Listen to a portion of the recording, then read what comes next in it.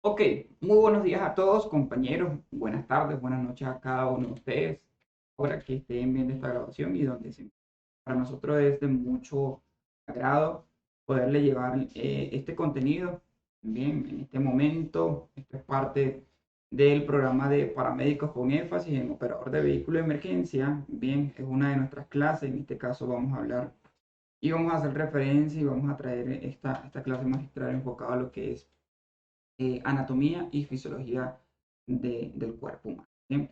Como les comenté, es un complemento de lo que es el programa de paramédicos o la homologación que se va a hacer a todos esos profesionales de la atención prehospitalaria, pero específicamente a esos operadores de vehículos de emergencia que están llevando este programa. Igualmente es una actividad que está abierta para cualquier personal que esté en estos momentos estudiando lo que es el tema de asistencia prehospitalaria, paramédicos, técnicos de atención prehospitalaria según su clasificación a nivel de su país. Bien, es una actividad muy dinámica, muy concreta, muy bonita que se ha podido llevar para que ustedes puedan entender cómo funciona lo que es el cuerpo humano, lo que es una anatomía, lo que es una fisiología y lo importante de cada una de ellas. Bien, ahorita por favor, voy a tener la oportunidad de cada cierto tiempo poder el café. Es muy temprano, tenemos varias grabaciones de muy tempranas horas estamos grabando, entonces es necesario ese suplemento tan importante como es bien calentico. ¿Bien?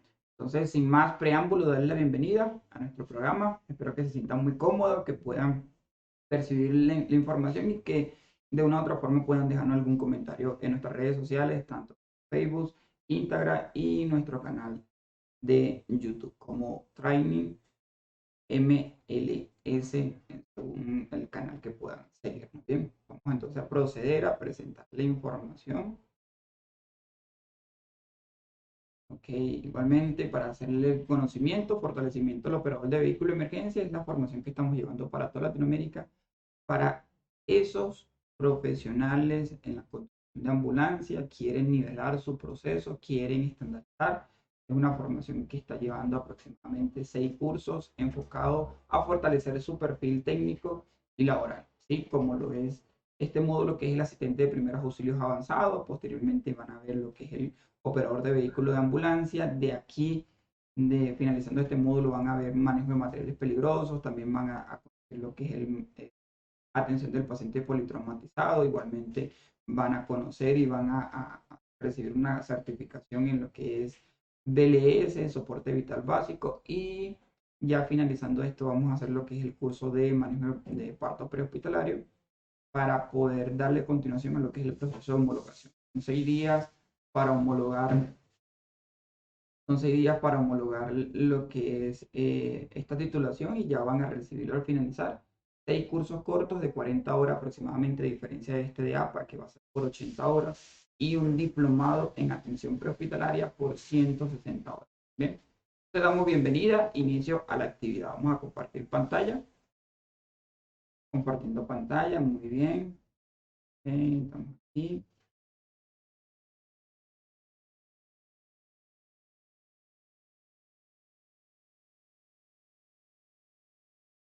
Ok, comenzamos, compartimos por aquí, listo.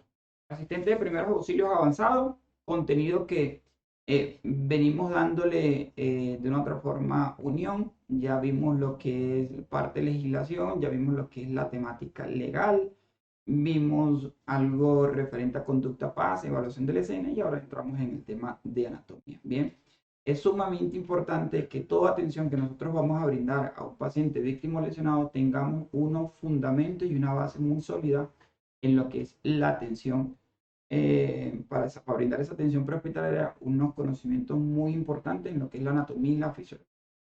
Entendiendo de que esa anatomía y la fisiología es lo más importante, señor. Lo más importante para yo generar una acción de salvaguardar o mantener sus constantes vitales. Si yo no sé cómo funciona, si yo no sé cómo está estructurado, muy difícilmente voy a saber cuándo está fallando. Y más allá voy a saber cómo volver a un estado normal o un estado natural o que ya no esté fallando esa estructura o ese cambio fisiológico en el cuerpo. Bien, vamos a conocer unas palabritas muy importantes, muy interesantes, pero vamos a adentrarnos en lo que es el tema de repaso. ¿Y qué vamos a repasar? La anatomía. Vamos a complementarlos con signos. Bien, cuando nosotros hablamos de anatomía, tenemos que entender que, vamos a ver un momentico, tenemos que entender de que la anatomía es la ciencia de carácter práctico y morfológico que se dedica principalmente al estudio de las estructuras macroscópicas del cuerpo humano, dejando el estudio de los tejidos a la histología y el estudio de las células a la citología o la biología celular. La anatomía humana es una ciencia especial dentro de la anatomía general, en este caso, bien. Cuando nosotros hacemos referencia a esto, tenemos que entender de que hay dos palabras muy importantes, anatomía y fisiología. Cuando nosotros hablamos de fisiología, tenemos que entender qué es el funcionamiento, la evolución de la anatomía. Cuando nosotros hablamos de anatomía, para resumirlo, se dice de qué es la estructura, cómo está estructurado el cuerpo humano, en qué hace parte de nuestro cuerpo humano. Y cuando hablamos de fisiología, es cómo funcionan esas partes de nuestro cuerpo humano. Bien, entonces, anatomía y fisiología son campos de estudio estrechamente relacionados. ¿Sí? Para hablar de anatomía, tengo que hablar de cómo funciona y cómo evoluciona. Y para hablar de cómo funciona y cómo evoluciona, tengo que hablar de algo, y en ese caso va a ser esa anatomía. ¿Bien? Para esto tenemos que hacer un estudio, ¿bien? Del cuerpo humano. Y para nosotros hablar de un estudio del cuerpo humano, tenemos que principalmente dividirlo para que se nos haga un poco más fácil. Uno de los estudios más fáciles o para nosotros estudiar el cuerpo humano es dividirlo. Y para eso vamos a trazar en nuestro estudio, vamos a hablar de unos planos topográficos o unos cortes topográficos. ¿Sí? Y para esto tenemos que entender que el cuerpo humano posee diversas o puede adaptar diversas posiciones. Bien, entonces debido a que el individuo es capaz de adoptar diversas posiciones con el cuerpo, se hizo necesario una anatomía, una posición única, que permitiera la descripción. Una vez definida, hay la posibilidad de establecer la ubicación, localización, en este caso el estudio de órganos, cavidades del cuerpo humano. Esta posición requiere varias condiciones. Primero, estar de pie o estar acostado, pero estar completamente estirado o erecto. Cabeza erecta, inclinada, siempre viendo hacia el frente. Bien, ojos abiertos, viendo hacia el frente. Al mismo tiempo, al mismo nivel, brazos extendidos a lo largo del cuerpo. Palmas de las manos mirando hacia adelante, piernas extendidas y juntas y pies paralelos o talones juntos. Bien, ¿qué quiere decir esto? De que mis manos van estiradas, en este caso hacia abajo. Bien, mis pies pueden ir pegaditos o pueden ir a nivel de mis hombros, según ustedes los puedan describir o los puedan ubicar. ¿Sí? Los brazos extendidos y la cara siempre viendo hacia el frente. Pero muy importante también las palmas de las manos direccionadas. Como por ejemplo, esto que pueden visualizar aquí. Me busco un puntero. Vean cómo las palmas de las manos van viendo hacia el frente, la cara va erecta, igual va en este caso viendo hacia el frente, ojos, ¿sí? Y los piecitos también. Podemos tomar esta abertura de pies, como la ven aquí al ladito, a nivel de sus hombros, pero también la podemos tomar en este caso cerradito, no hay ningún problema, ¿sí? Pero siempre y cuando entender de que las manos tienen que ir estiraditas, los pies tienen que ir estiraditos y la cabeza siempre viendo hacia el frente. Va a ser la ubicación, la posición anatómica. ¿Por qué? Porque de aquí nosotros vamos a empezar a trazar líneas imaginarias. Vamos a empezar a trazar cortes topográficos para hacer una división del cuerpo humano, ya sea simétrico o asimétrico. Cuando hablamos de esto, cuando hablamos de simétricos y asimétricos, tenemos que entender que son lados iguales o desiguales. Cuando hablamos de simétricos, son lados iguales. Una división que hacemos en el cuerpo, que lo que está de este lado se parece a lo que está de este lado. Arriba se parece a lo que está abajo. Esos son lados simétricos, perdón. Y cuando hablamos de lados asimétricos, son lados desiguales. No se parece lo que está de este lado a lo que está de este lado, pero hay una división. ¿Ven? Entonces nosotros vamos a trazar el cuerpo en lados simétricos y asimétricos. Y comenzamos entendiendo que nosotros vamos a trazar una línea imaginaria. Vean esto. Por ejemplo, vamos a hablar del plano transversal. Bien, o corte transversal. Es el que está del lado izquierdo. Es una línea imaginaria que vamos a trazar en el cuerpo. Dos deditos abajo del ombligo aproximadamente. Es una línea horizontal. Y me va a dividir el cuerpo en dos lados. Lo que está hacia arriba se va a llamar superior y lo que está hacia abajo de esa línea, recordando que es una línea horizontal, se va a llamar inferior. Arriba de esa línea superior, abajo de esa línea inferior. ¿Bien? Y vean esto. Lo que está de arriba no se parece a lo que está abajo. Entonces este plano transversal me va a dividir el cuerpo en lados asimétricos. asimétricos. Bien, superior e inferior. Pero vean, del lado derecho tenemos otro plano, en este caso, otra línea imaginaria, que en este caso va a ser el plano frontal. El plano frontal me va a dividir el cuerpo en dos partes, trazando en este caso una línea vertical de arriba hacia abajo, de abajo hacia arriba, vertical, bien, que va a ir por el medio del temporal frente del pabellón de la oreja y va a cruzar por todo el medio de los hombros, bien. Lo que está al frente de esa línea se va a llamar anterior o ventral. Y lo que está detrás de esa línea se va a llamar posterior o dorsal.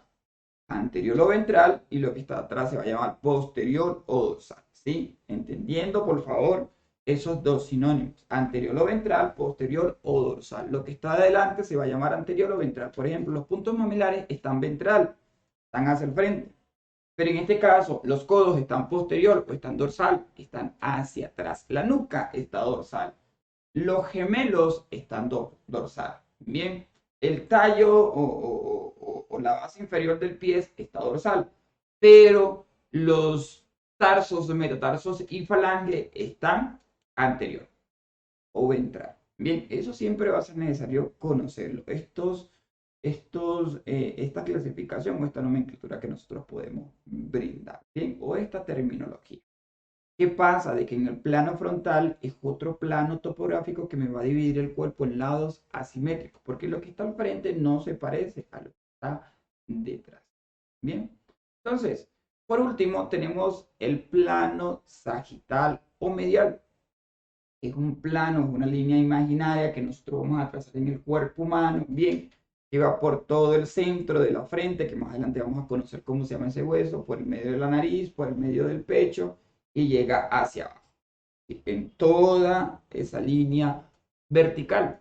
Y me va a dividir el cuerpo de un lado y al otro lado. Lo que está de un lado de esa línea se va a llamar derecha, y lo que está del otro lado se va a llamar izquierda, o lado izquierdo. Bien. Entonces, vean que este sí es un plano que me divide el cuerpo en lados simétricos, porque lo que está de un lado al otro lado va a tener la misma, el mismo, o se va a parecer, va a tener las mismas características. Bien, entonces, de un lado derecho, de otro lado izquierdo, va a ser un plano sagital. Para complementar un poco más esto, entendiendo de que también hay unas clasificaciones, bien, hay una terminología y se dice de que todo lo que está cerca de la cabeza se va a llamar cefálico y todo lo que está cerca de los pies se va a llamar caudal. Todo lo que está cerca de la cabeza es cefálico, todo lo que está cerca de los pies se va a llamar caudal. Bien, ahora vean esto.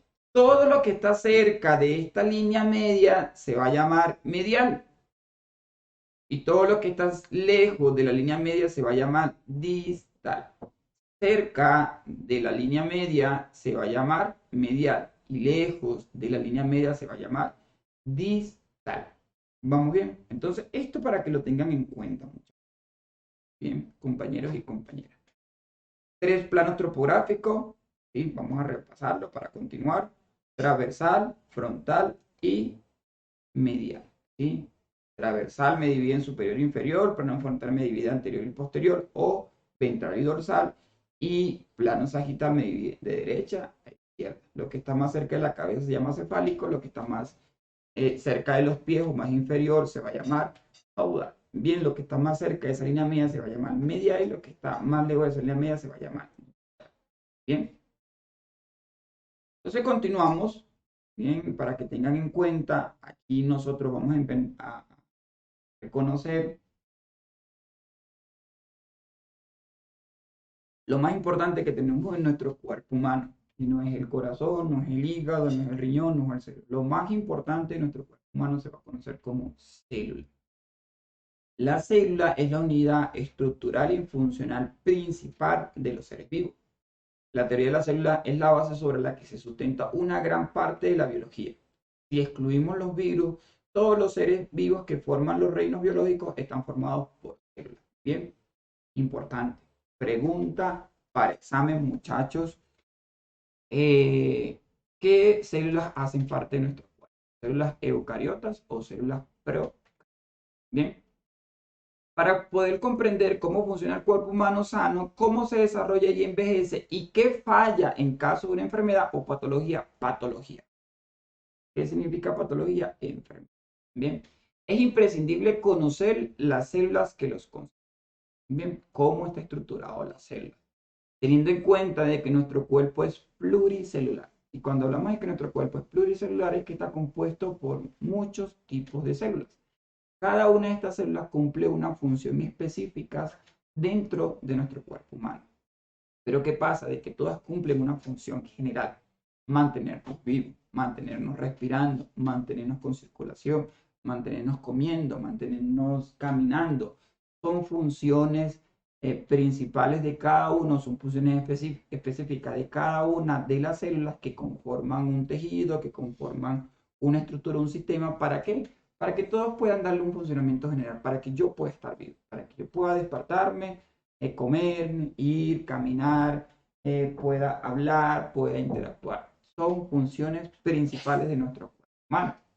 Bien, entonces, ¿qué es lo más importante que tenemos que conocer?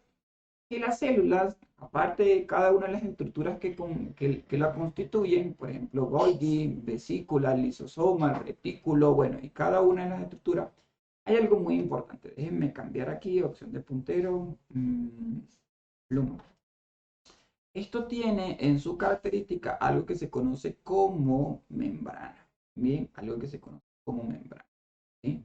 Esta membrana es algo que se dice que es semipermeable. ¿Por qué es semipermeable? Porque a cierta proyección, a cierta presión y cierta interacción puede hacer un proceso de traspasar algún tipo de componente. Bien, en este caso las células para mantenerse vivas necesitan glucosa, necesitan nutrientes, muchos otros factores. Pero hay algo muy importante que vamos a tomar como referencia. Se va a conocer como, pena que no se ve bien, pero bueno. Ese es una O y ese es un 2. O2, que significa oxígeno. Las células principalmente necesitan oxígeno, oxígeno, oxígeno, oxígeno. Bien, las células necesitan hacer su proceso de respiración. Ojo, y en las células es donde se desarrolla la respiración, segunda respiración de nuestro cuerpo humano. No es esto, eso no es respirar. Y ya más adelante lo vamos a entender. Entonces, en las células se desarrolla la respiración. ¿Por qué? Porque aquí hay un proceso de difusión. Bien, cuando este oxígeno ingresa a la parte interna de las células, ingresa O2, ¿sí? Se conoce como un proceso de difusión. ¿Qué pasa con las células? Las células absorben en el proceso metabólico del oxígeno y ya de allí expulsan, defecan, ¿sí? Traen algo que se conoce como CO2.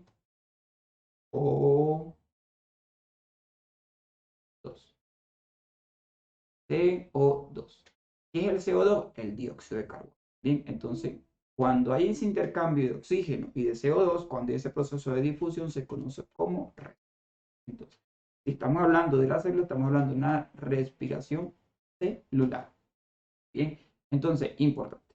Para nosotros brindar cualquier atención prehospitalaria, cualquier atención médica, para yo salvaguardar y mantener las constantes vitales de ese paciente, tengo que entender que mi paciente necesita oxigenación y respiración celular. Si yo no le doy la importancia a que ese paciente me tenga una buena respiración y oxigenación celular, no pasa nada. No estoy ayudando a ese paciente, no le estoy garantizando.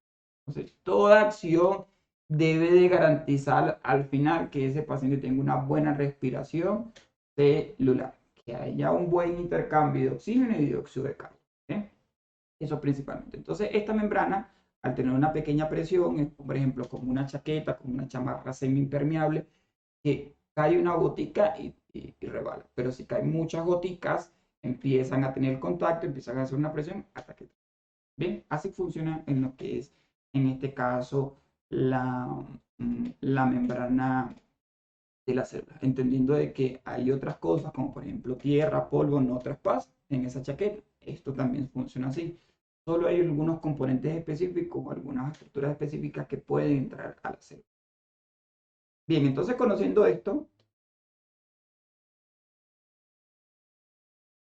tenemos que entender de que las células, ¿sí?, conforman un tejido.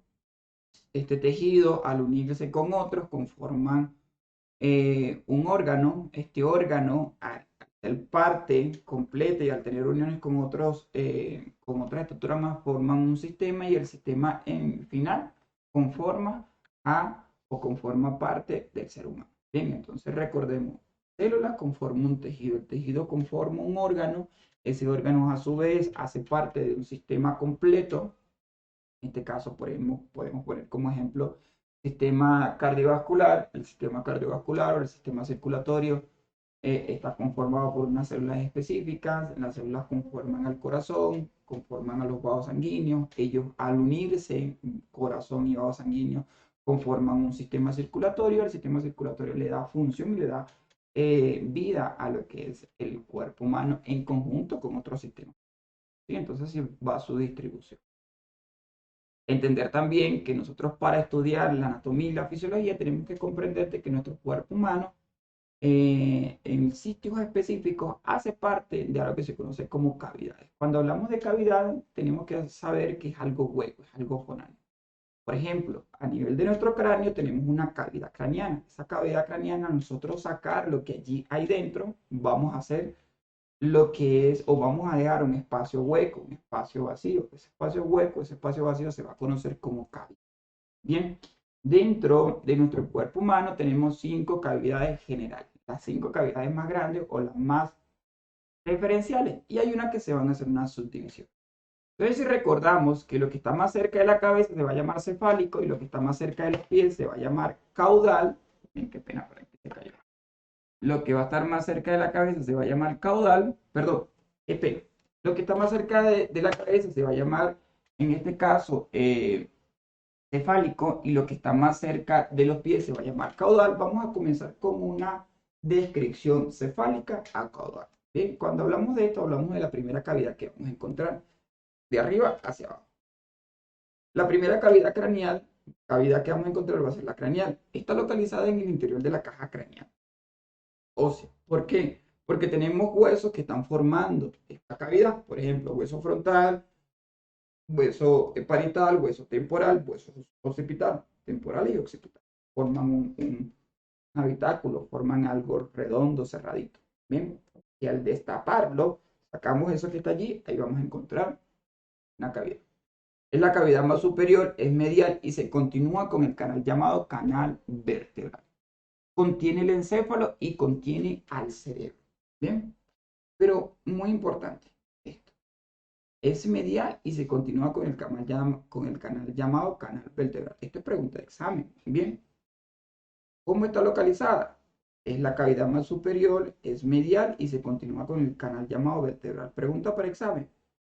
Cavidad más superior, ¿dónde está? Está medial, lo que se continúa con el canal llamado canal vertebral, que contiene encéfalo y cerebro. Bien, si quieren añadirle un poquito más, líquido cefalorraquídeo. Continuamos con la cavidad que le conlleva a esta. Bien, aquí hablamos entonces de lo que es la cavidad espinal.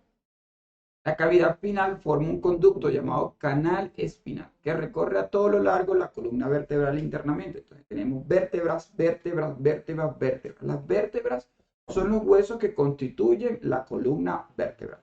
Vértebras, vértebras, vértebras. Pero hay una descripción específica, es que por vértebras, vértebras, vértebras, ¿sí? Todas tienen un orificio, todas las vértebras tienen un orificio, y por ahí es donde va la médula espinal como tal. Bien. Se une por arriba con la cavidad craneal a través del agujero occipital. Llega hasta la región glútea, su posición es dorsal y medial y su trayectoria contiene la médula espinal. Pregunta de examen. ¿Dónde está la médula espinal? ¿Dónde está la cavidad espinal? Su posición es dorsal y medial en toda su trayectoria. Ubicación. Bien, ¿qué contiene la médula espinal? ¿Sí? ¿Con qué se une? Con la cavidad craneal. Preguntas para examen. Listo, no hay que inventar más. Aparte de la cavidad medial, ¿verdad? Espinal, perdón. Esta cavidad espinal está constituido por cada una de las vértebras, tiene una distribución de la médula espinal en todo el centro y hace una división de nervios espinales. Bien, de allí se desgranan cada uno de los nervios espinales para yo poder presentir por qué me pellizcan aquí. Esto recibe un estímulo, este estímulo va a llegar a la médula espinal central y va a ser direccionado a lo que es mi encéfalo según sea la distribución y percepción. Bien, para poder generar una respuesta. Yo vengo y le pego porque me pego. Continuamos. Aparte de esta cavidad medular, vamos a encontrar una cavidad torácica. La cavidad torácica está protegida por la caja torácica. ¿Qué conforma la caja torácica? Conforman huesos planos. ¿Sí? Los huesos planos son huesos de protección, que más adelante lo vamos a conocer. Esta cavidad está protegida por la caja torácica, es decir, está localizada dentro del tórax.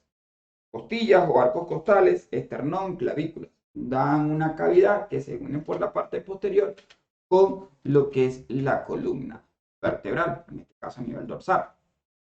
Bien, inferior a la cavidad craneal y lateral y anterior a la cavidad vertebral. Vean esto, ubicación. Está inferior a la cavidad craneal y lateral y anterior porque está adelante. ¿Sí? Según ese corte topográfico que nosotros podemos hacer, tenemos que decir que está adelante. Entonces, lateral y anterior a la cavidad vertebral. Ocupa todo el tórax y está formado a su vez por tres cavidades. Se divide en tres cavidades. La primera cavidad, cavidad cardíaca. ¿Por qué? Porque el corazón tiene varios orificios o tiene varias también subcavidades dentro. Dos aurículas y dos ventrículos. Entonces, una cavidad cardíaca. Y tiene también dos cavidades, que en este caso van a ser las cavidades pulmonar. Bien, entonces, pulmón derecho y pulmón izquierdo. ¿Cómo bien? Entonces, recordando, pregunta para examen: la cavidad craneal y lateral es su ubicación. ¿Qué contiene? Cavidad pulmonar, 2, derecha, izquierda, y cavidad inferior a la cavidad, o está más caudal a la cavidad craneal, bien, y está anterior a la cavidad medular. ¿Bien?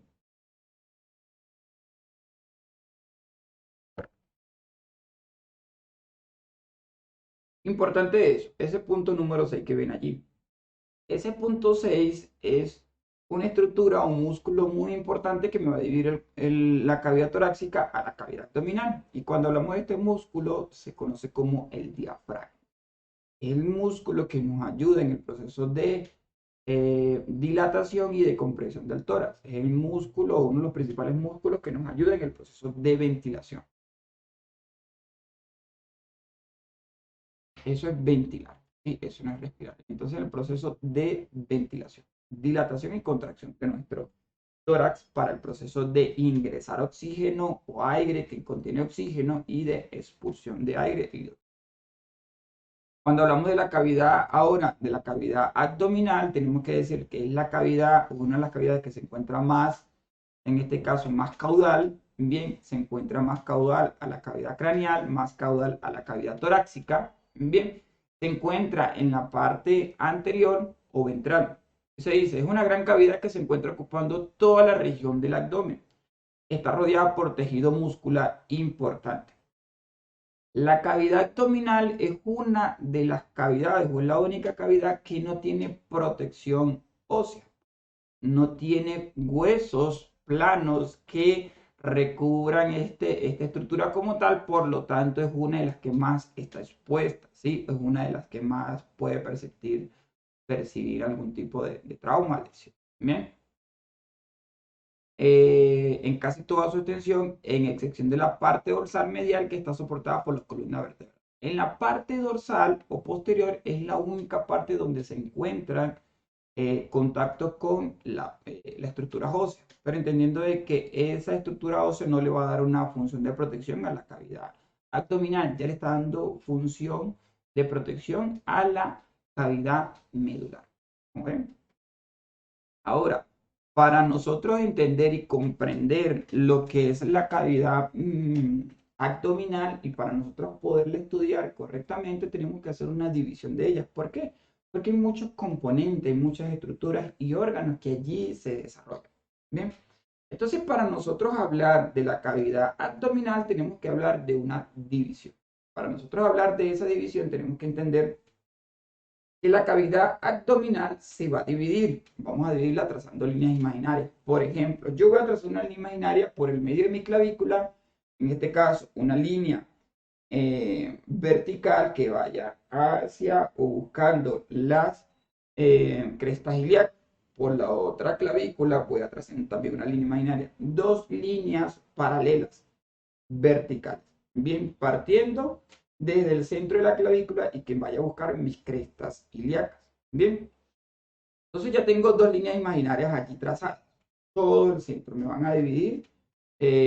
Vamos a dividir el abdomen en líneas, en este caso verticales. Ahora, vamos a hablar de líneas, en este caso horizontales. ¿Sí? Vamos a trazar también dos líneas horizontales. Entonces, tres deditos aproximadamente inferiores al apéndice cifoide, este huesito que tenemos aquí, vamos a trazar una línea horizontal. Bien, tres deditos, en este caso inferior al apéndice cifoide, vamos a trazar una línea horizontal. Y vamos a contar, vean esto, dos deditos superior aproximadamente sobre el ombligo, vamos a trazar una segunda línea horizontal. ¿Qué es lo que vamos a ver a continuación? Bien, dos líneas verticales, una, dos, que van por el centro de la clavícula y llegan a las crestas ilíacas, bien, y dos líneas, en este caso una que va tres deditos aproximadamente debajo del apéndice cifoide y otra, una segunda línea horizontal que va dos deditos aproximadamente sobre el ombligo. Bien, entonces me va a dividir un cuadrante, dos cuadrantes, tres cuadrantes, cuatro cuadrantes, cinco cuadrantes, seis cuadrantes, siete, ocho, nueve cuadrantes. Bien, y a su vez nosotros podemos estudiarlo y para recordarlo de que son tres cuadrantes superiores, tres cuadrantes intermedios. Bien, y tres cuadrantes inferiores. Tres cuadrantes inferiores. Bien, para poderlo entender, para poderlo recordar. ¿Sí? Repito, por el medio de las clavículas hacia abajo, crestas ilíacas. Tres deditos debajo del apéndice cifoide, dos deditos sobre el ombligo. Entonces vamos a tener cuatro líneas aproximadamente. Estas cuatro líneas, bien, estas cuatro líneas me van a dividir el cuerpo humano, el abdomen, en lo que son tres cuadrantes superiores, tres cuadrantes intermedios, tres cuadrantes inferiores. Bien, tres cuadrantes superiores, tres cuadrantes intermedios, tres cuadrantes inferiores. ¿Vamos bien? Entonces, para nosotros seguir comprendiendo qué hay dentro de estas cavidades, y es muy importante nosotros estudiarlos, bien, tenemos que saber, ya sabemos cómo se divide, entonces vamos a ver qué hay allí dentro y su nombre. Por ejemplo, comenzamos del lado derecho hacia el izquierdo. Bien, ahí hacia abajo. Por ejemplo, vamos a conseguir en el primer cuadrante superior, hipocondrios. Bien, los tres cuadrantes, para recordarlo, los dos de arriba van a ser hipocondrios. Los tres intermedios van a ser flancos y los tres inferiores van a ser fosas ilíacas. Bien, entonces aquí tenemos el hipocondrio derecho. El hipocondrio derecho está, en este caso, distribuido, los órganos que vamos a encontrar, o parte de esos órganos que vamos a encontrar van a estar en el hígado, la vesícula biliar, el ángulo hepático del colon y muy profundamente vamos a encontrar el riñón. Esto es lo que nosotros vamos a encontrar en el hipocondrio derecho. Bien, ahora vamos a hablar del flanco derecho. Bien, cuando hablamos de ese flanco es el cuadrante que está inferior. hablamos que en ese flanco derecho vamos a encontrar colon ascendente y asas intestinales. Bien, recordad entonces. Hipocondrio, flanco. Ahora, ¿a qué vamos? ¿Qué vamos? Vamos a la fosa ilíaca. Bien, fosa ilíaca derecha. ¿Qué vamos a encontrar nosotros en la fosa ilíaca derecha? Vean, ciego, apéndices y anexos en la mujer. Fosa ilíaca derecha.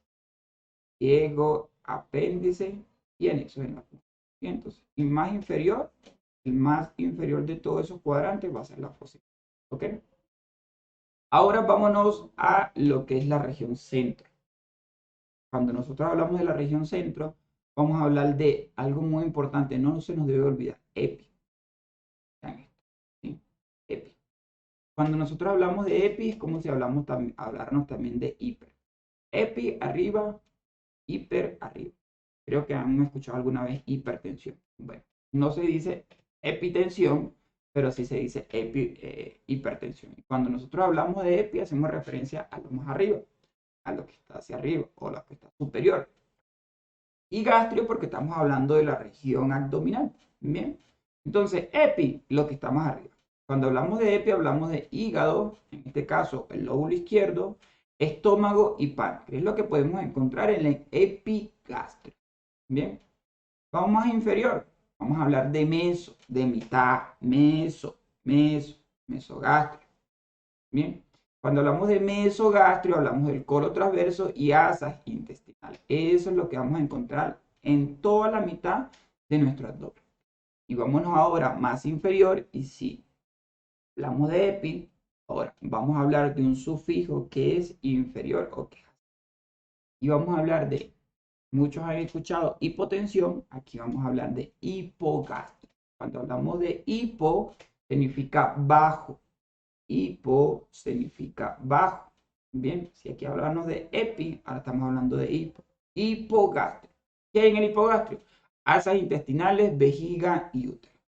Asas intestinales, vejiga y útero. Bien. Vamos ahora a la última línea, esos últimos cuadrantes, que en este caso van a ser del lado izquierdo. Si ya habíamos hecho referencia a que los dos superiores son hipocondrio y hablamos del hipocondrio derecho, bien, ahora vamos a hablar del hipocondrio izquierdo, la otra parte superior. ¿Qué vamos a encontrar? Estómago, parte del estómago, vamos a encontrar vaso, ángulo esplénico del colon y vamos a encontrar muy profundamente el riñón izquierdo. Hipocondrio izquierdo. Bien, pero no se confunda, este hipocondrio no es de hipocondrio de abajo, ¿sí?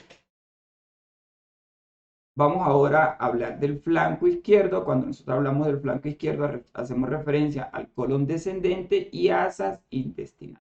Y por último, vamos a hablar de la fosa ilíaca, que vamos a encontrar nosotros en la fosa ilíaca izquierda, señores. Colon sigmoide y anexos en la mujer. ¿Por qué es importante nosotros saber de los cuadrantes, cómo se llaman y qué hay distribuido en cada una de sus partes? Porque nosotros más adelante vamos a hablar sobre lesiones abdominales, traumas abdominales y vamos a hablar de algo muy importante de enfermedad repentina a nivel del abdomen, ¿sí? Dolor agudo abdominal. Entonces, ¿qué pasa? De que aquí yo tengo que tener referencia qué hay en esa zona donde le está doliendo al paciente, porque cuando muchas veces a nosotros no nos duele todo el abdomen, nos duele parte del estómago. Y para saber qué nos está doliendo esa parte del estómago, tengo que entender y tengo que saber qué hay allí. ¿Por qué está comenzando el dolor aquí? Porque se está direccionando hacia el otro lado. ¿Por qué ha comenzado el dolor aquí? Porque está irradiando hacia el otro lado. Porque cuando yo aprieto, me duele o no me duele, pero cuando suelto me duele o no me duele. Entonces son características, se conoce como una semiología. Nosotros vamos a hablar de una u otra forma de una semiología en la atención de un paciente, porque puede ser de que yo me consiga un paciente con traumas abdominal, pero puede ser también que me consiga un paciente con una enfermedad repentina a nivel abdominal, por ejemplo, una apendicitis, ¿bien? O otro tipo de lesiones o otro tipo de enfermedad repentina, y yo tengo que saber de una u otra forma dónde está ubicado, posiblemente que puede ser, para dar un posible diagnóstico de qué es lo que estoy recibiendo o atendiendo. Bien. Continuamos entonces. La última cavidad va a ser la cavidad pélvica, es la cavidad que va a estar más caudal, más cerca de los pies. Y esta cavidad se localiza posterior al pubis, anterior al sacro y rodeada por los huesos ilíacos. Así es como se forma esta cavidad que contiene los órganos reproductores. En este caso, en la mujer, el ovario en las trompas de falopio y en el útero. En el hombre, la próstata y la vesícula seminal. En este caso, vejiga y recto. Bien, listo. Creo que entonces ya podemos nosotros recordar qué tan importante puede ser las células para nuestro cuerpo humano. Recordar de que nuestro cuerpo es pluricelular, cada célula conforma una función específica para darle una función general a todo el cuerpo de mantenerse vivo.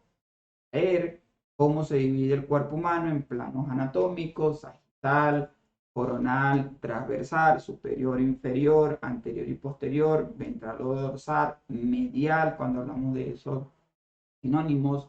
Bien, entender de que hay 5 cavidades principales: craneal, espinal, torácica, abdominal y en este caso pélvica, qué hay en cada una de ellas, bien, y cómo está estructurada. Cómo se divide la cavidad abdominal: 3 cuadrantes superiores, 3 cuadrantes intermedios, 3 cuadrantes inferiores.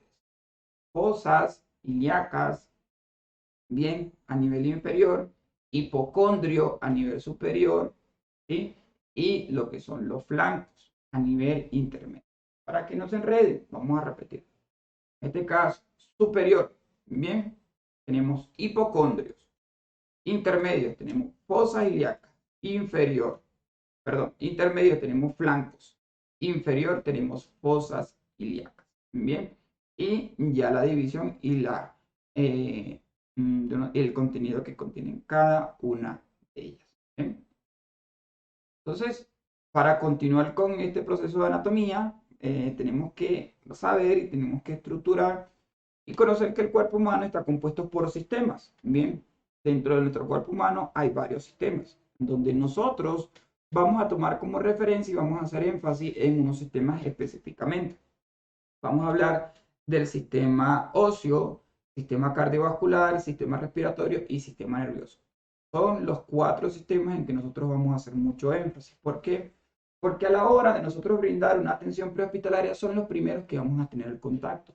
Son los primeros que necesitamos atender y estabilizar para poder brindar una buena, valga la redundancia, una buena atención y una buena estabilización de esa víctima, paciente o lesionada. ¿Sí?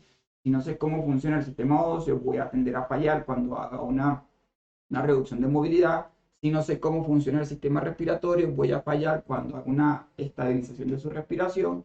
Si no sé cómo funciona el sistema cardiovascular, voy a fallar cuando vaya a hacer una estabilización. Y si no sé cómo funciona su sistema nervioso, voy a fallar cuando haga una evaluación neurológica. Para yo saber cómo está dividiéndose su sistema nervioso, cómo lo puede estudiar según una escala de Abbe, una escala de Glasgow. ¿Bien? Entonces, esto es muy importante. No dejándole, no quitándole importancia a otros sistemas, pero vamos a enfatizar los 4 principales. ¿Bien? Y comenzamos con lo que es el sistema óseo. Bien, se dice que el sistema óseo es la parte más rígida o son las estructuras más rígidas de nuestro cuerpo humano. ¿Sí? Entendiendo que hay un concepto que dice que es el conjunto de huesos denominado esqueleto o armazón. Todos esos huesos se conocen como esqueleto o armazón óseo. Todos estos huesos se disponen en forma armónica para cumplir diferentes funciones. Bien, los huesos según su estructura y según están ubicados cumplen con unas funciones principales. Pero para darnos la idea de cuántos huesos componen el cuerpo humano, se dice que son 206 huesos aproximadamente, en un estado de desarrollo total, bien, en un estado ya de evolución total, porque, por ejemplo, los niños tienen una característica diferente, poseen más huesos que un adulto. ¿Por qué?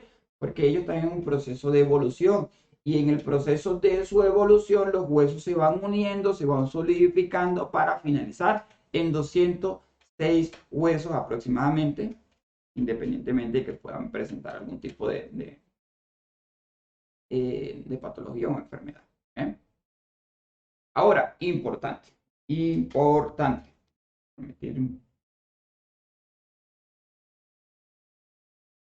Nosotros cuando hablamos del sistema óseo, por favor, no se olviden de esto. Importante. El sistema óseo tiene dentro de sí una fábrica. Importante. El sistema óseo dentro de sí tiene una fábrica. Si nosotros no le damos importancia a que ese hueso internamente posee una fábrica, y ya vamos a explicar qué es esa fábrica y por qué, fallamos. Porque no es nada más yo hacer una reducción de movilidad de esa posible fractura, de ese guinzo, de esa luxación.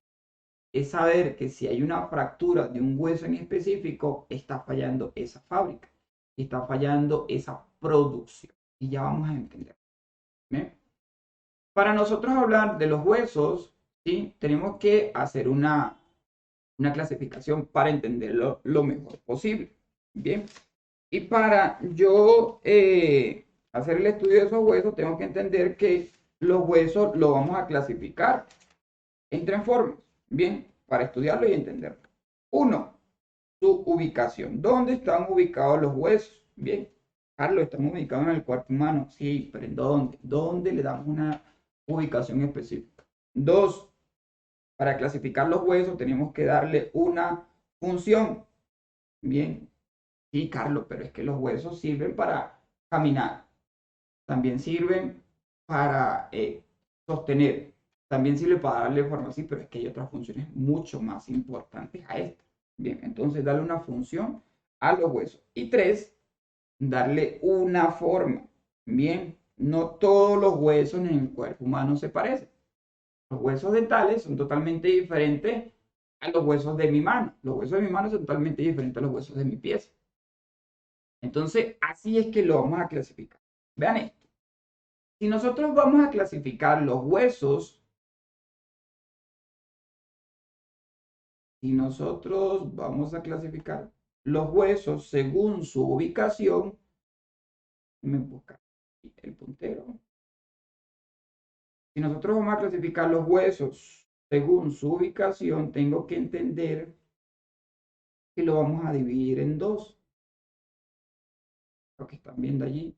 Todos los huesos que se encuentran en la parte central, bien, se van a conocer como huesos axiales. Independientemente del nombre específico que tenga cada hueso. Pero según su ubicación, estos huesos están en el esqueleto axial. Okay. Escribiendo bien por el mouse, el ratón, pero ahí más o menos se entiende. Bien, ahora vean esto. Todos los huesos que están en extremidades, que están sostenidos, todos esos huesos, ¿sí? Que están fuera de la parte central, van a ser huesos apendiculares. Bien, apendiculares.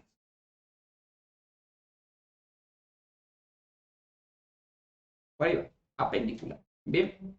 Por ejemplo, los huesos del cráneo, este se llama frontal, estos se llaman temporal, este se llama occipital, este se llama parental, este se llama esternón y estos se llaman arcos costales o costillas. Bien, tienen un nombre específico, pero según su ubicación están en el esqueleto axial, en el centro. Pero estos no están en el centro, ni en piernas están en el centro. Bien, están fuera de ese tronco. Entonces estos van a ser esqueleto apendicular, pero se siguen llamando húmero, radio, cúbito, carpio, metacarpios y falanges.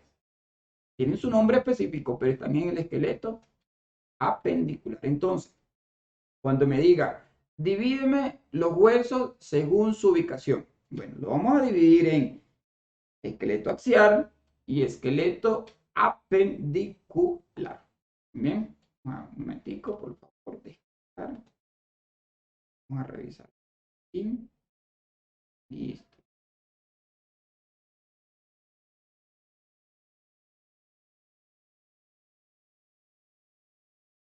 Ok, ya clasificamos los huesos según su ubicación.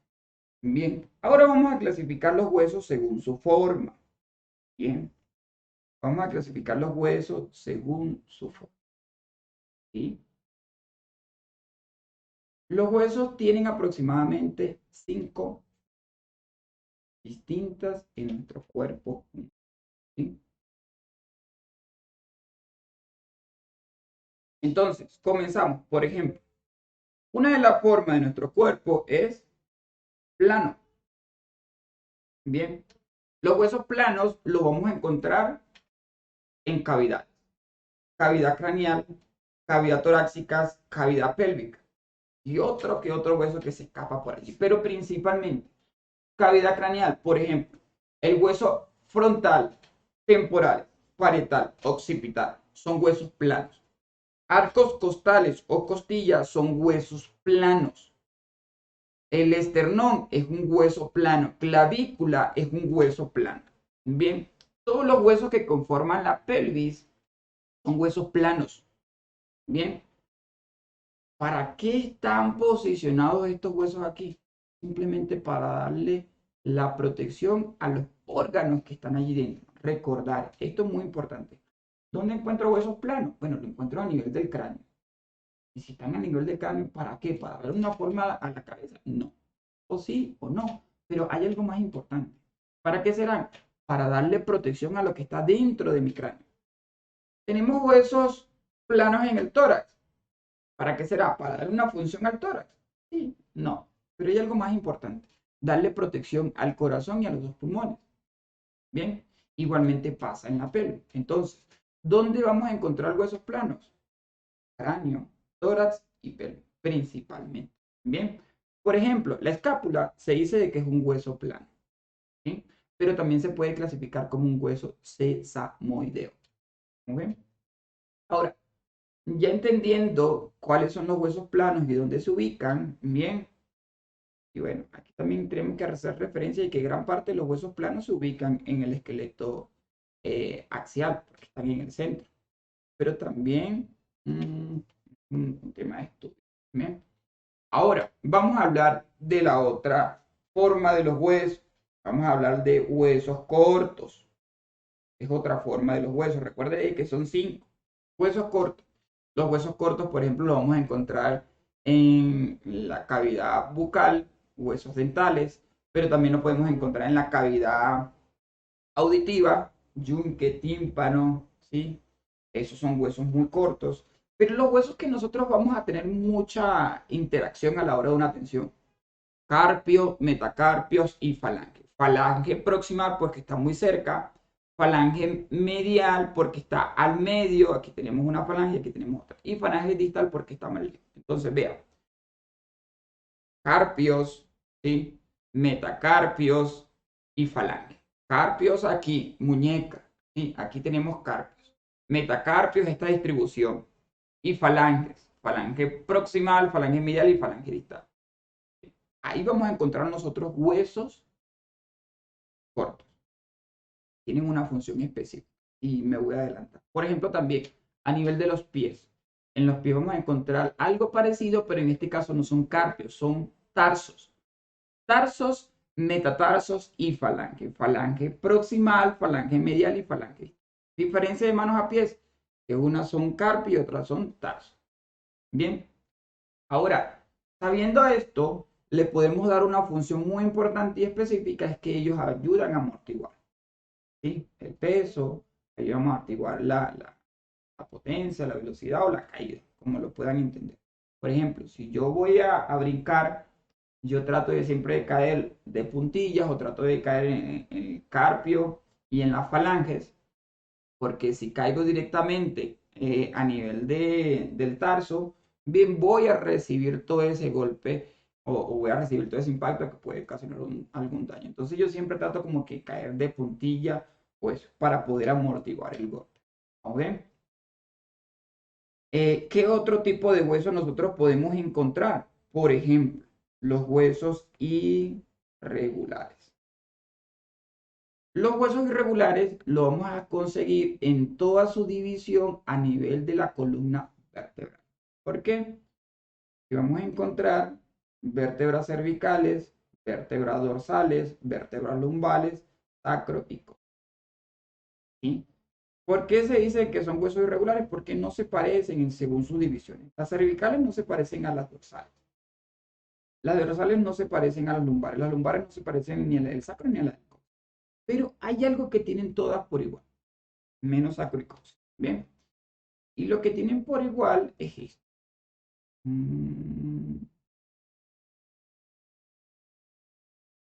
Lo que tienen por igual es esto. Un orificio en todo su centro. Y por ese orificio es por donde se va a distribuir la médula espinal. Bien, la médula espinal, que va a partir de un cerebro. Bien, entonces esa médula espinal va a ir por toda su trayectoria, ¿sí? Pasando por la cervical, pasando por la dorsal, pasando por la lumbar, ¿sí? Para llevar cada uno de esos estímulos y recepcionar. Bueno, entonces, tenemos vértebras, bien, tenemos vértebras y en todas sus divisiones. Vuelvo y repito, las cervicales tienen una diferencia a las dorsales tienen una diferencia a las lumbares, bien. Entonces parece que se habla de que son huesos irregulares, pero todas tienen un orificio por el centro y ellas cumplen una función de darle protección a esa médula, ¿sí? En este caso, médula espinal. Bien, ellas van a cumplir esa función de dar protección. Entonces, es la otra clasificación de los huesos que tenemos. Entonces, tenemos, repito, planos, cortos y regulares. Bien, hablamos ahora de los huesos largos. Los huesos largos nosotros los vamos a encontrar en el esqueleto apendicular. ¿Y dónde está el esqueleto apendicular? Bueno, había dicho que el esqueleto apendicular es el que está fuera del centro, bien, fuera del tronco, como por ejemplo extremidades inferiores y extremidades superiores. Bien, cuando hablamos de extremidades superiores hablamos de húmero, radio, cúbito. Bien, son los huesos largos. Húmero, radio y cúbito, los huesos más largos. Pero cuando hablamos de extremidades inferiores hablamos de fémur, bien, tibia y peroné. Fémur, tibia y peroné. Son los huesos largos de nuestras extremidades inferiores. ¿Vamos bien? Entonces, aquí estamos hablando entonces de huesos largos. Una de las funciones muy bacanas, darle movimiento, ser palanca, bien, poder desplazar, poderle darle sostén a una estructura. ¿Ok? Y por último, para finalizar con la forma de los huesos, vamos a hablar de huesos que muy poco se nombran sesamoideos. ¿Sí? Huesos sesamoideos.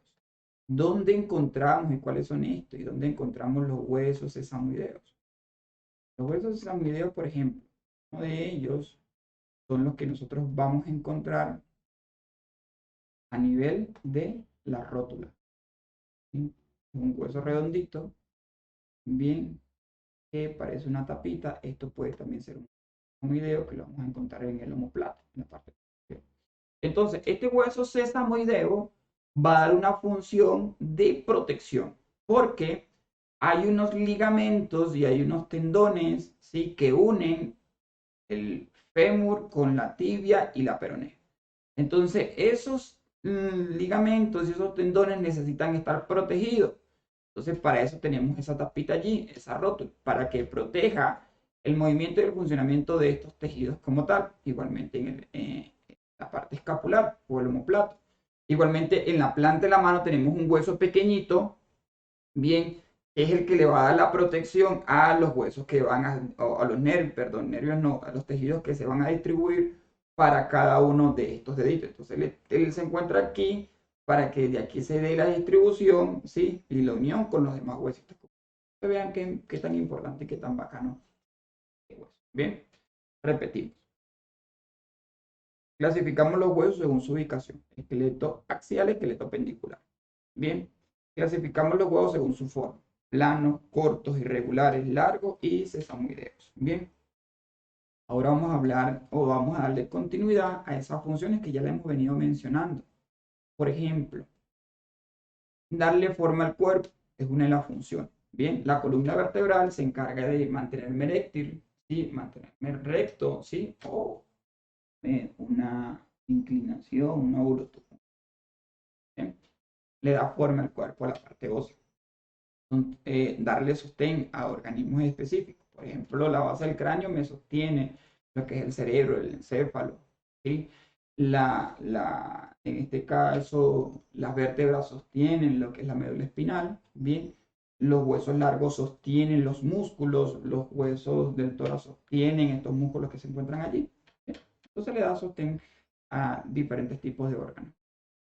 Permite el movimiento. Los huesos largos permiten que nosotros nos desplacemos, caminemos en sentido de palanca. Si caminamos de manos, los huesos largos nos permiten el movimiento como tal. Protege los órganos principales vitales como el corazón, el cerebro, los pulmones y el corazón. Bien, esos huesos planos que se encuentran a nivel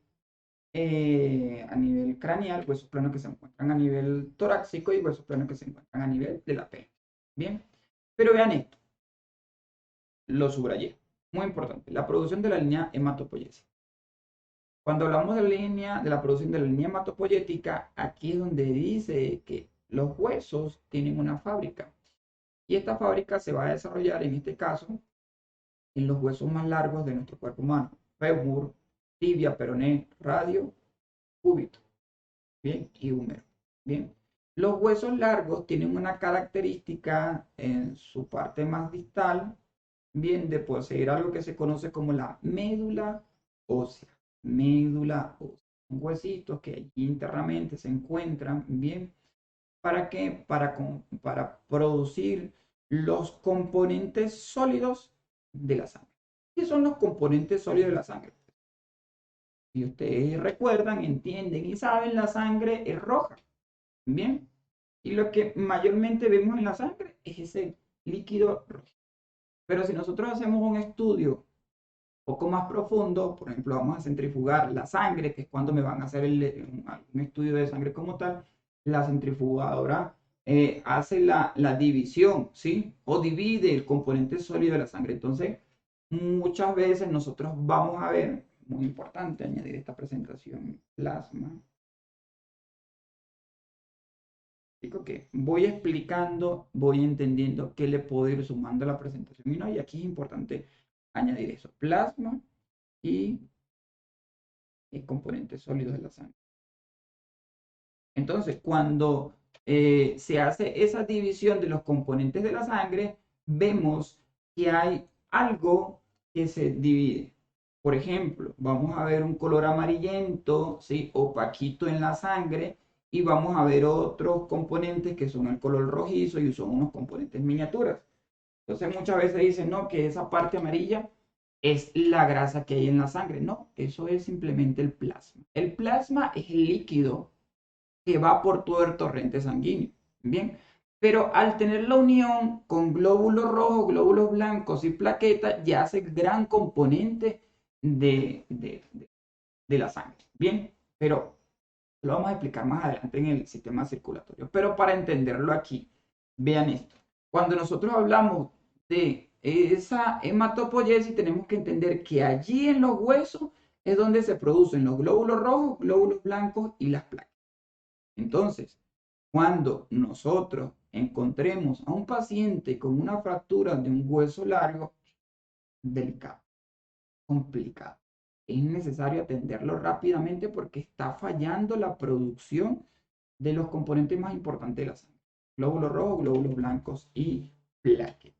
¿Vamos bien? Entonces, esto para que lo tengan en cuenta, muchachos, muchachas, compañeros, no es nada más entender que hay una no es nada más entender que hay una fractura, que hay que controlar la fractura, sino entender qué es lo que se está produciendo allí, que es tan importante, ¿sí? Hacer la reducción de movilidad, como también es importante nosotros saber que está fallando esa producción de esos glóbulos rojos, glóbulos blancos y plaquetas, y que va a poder de una otra forma complicar lo que es el funcionamiento sanguíneo, y es por eso necesario que el sistema óseo, bien, en sus huesos largos tiene esta fábrica, ¿sí? Y aquí van a desarrollarse gran pérdida de sangre, no tanto por los vasos sanguíneos que están exteriorizados o están alrededor del hueso, sino también porque se está de una u otra forma dañando o se ha dañado la fábrica de este componente.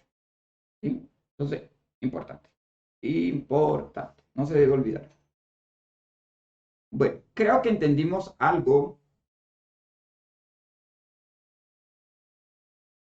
importante hoy del sistema óseo, los que lo sabían bien, los que no sabían, es necesario el que no se olvide.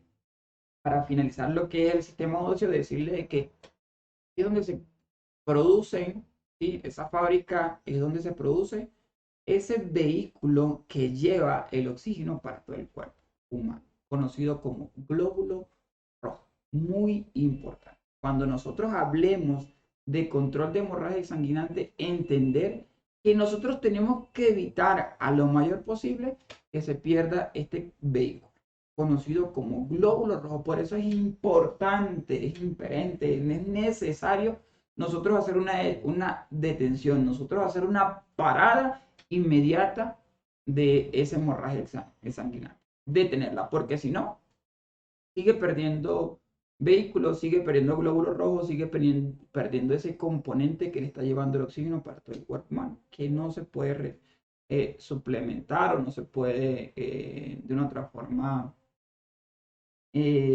suplantar con algún tipo de líquido o solución fisiológica que cotidianamente utilizan en la atención prehospitalaria y en la atención médica.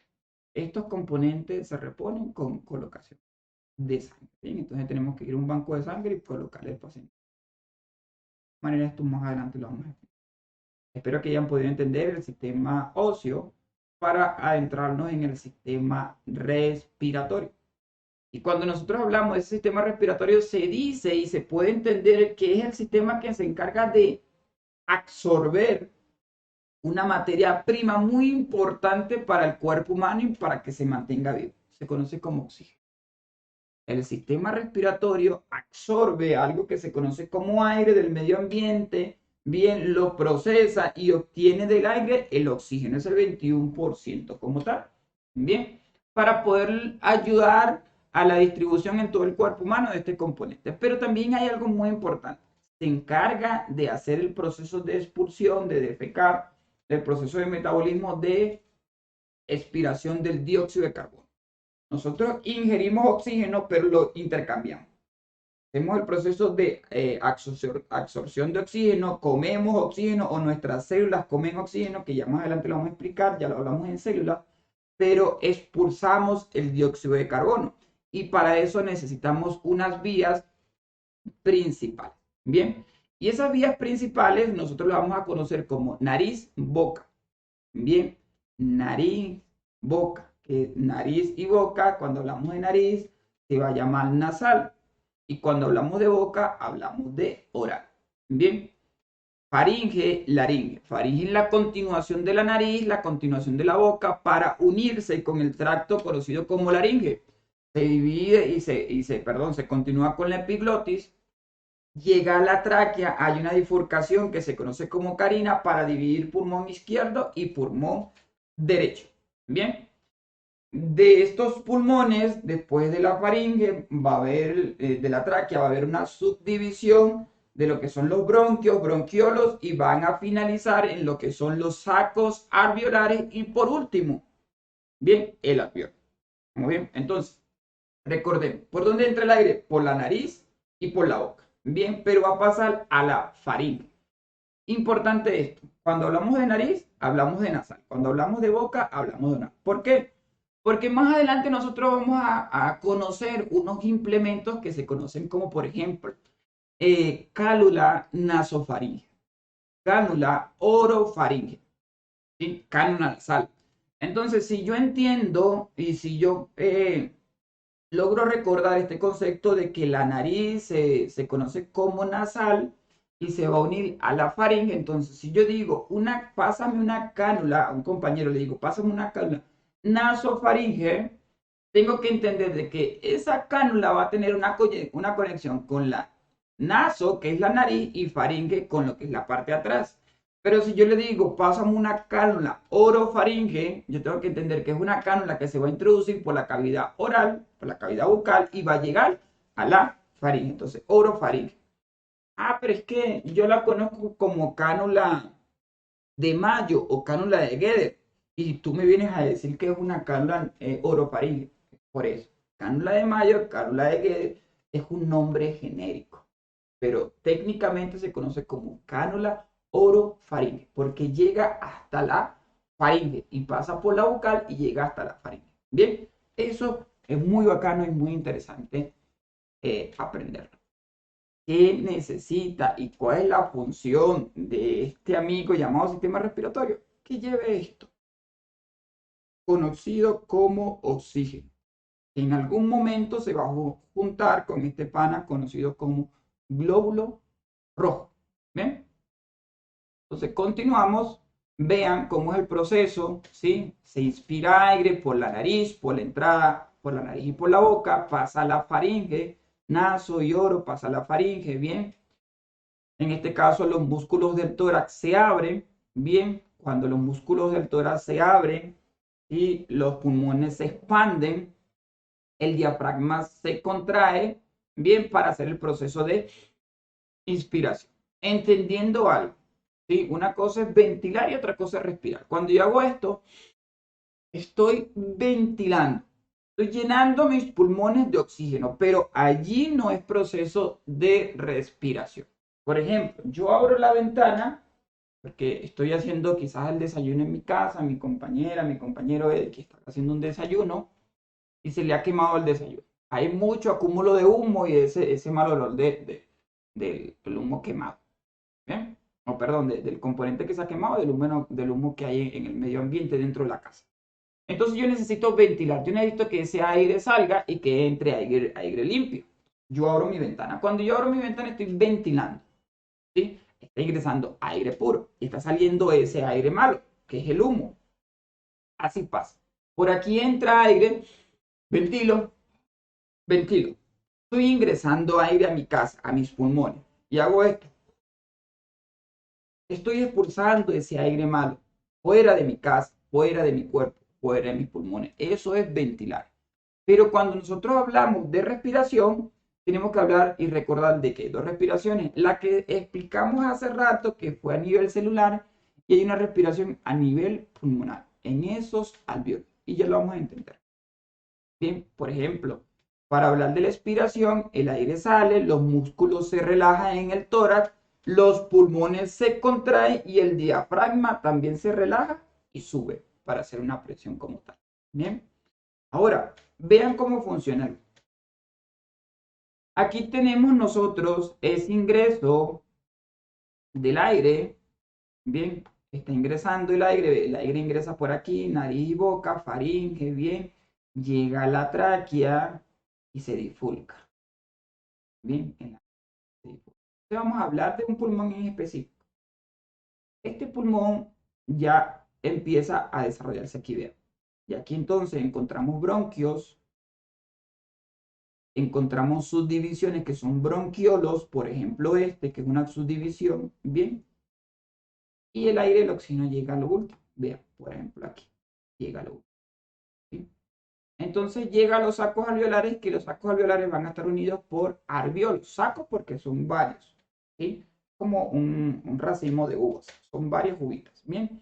Pero tenemos una uva específica que se va a conocer como alveolo. Vean, ese alveolo se va a llenar.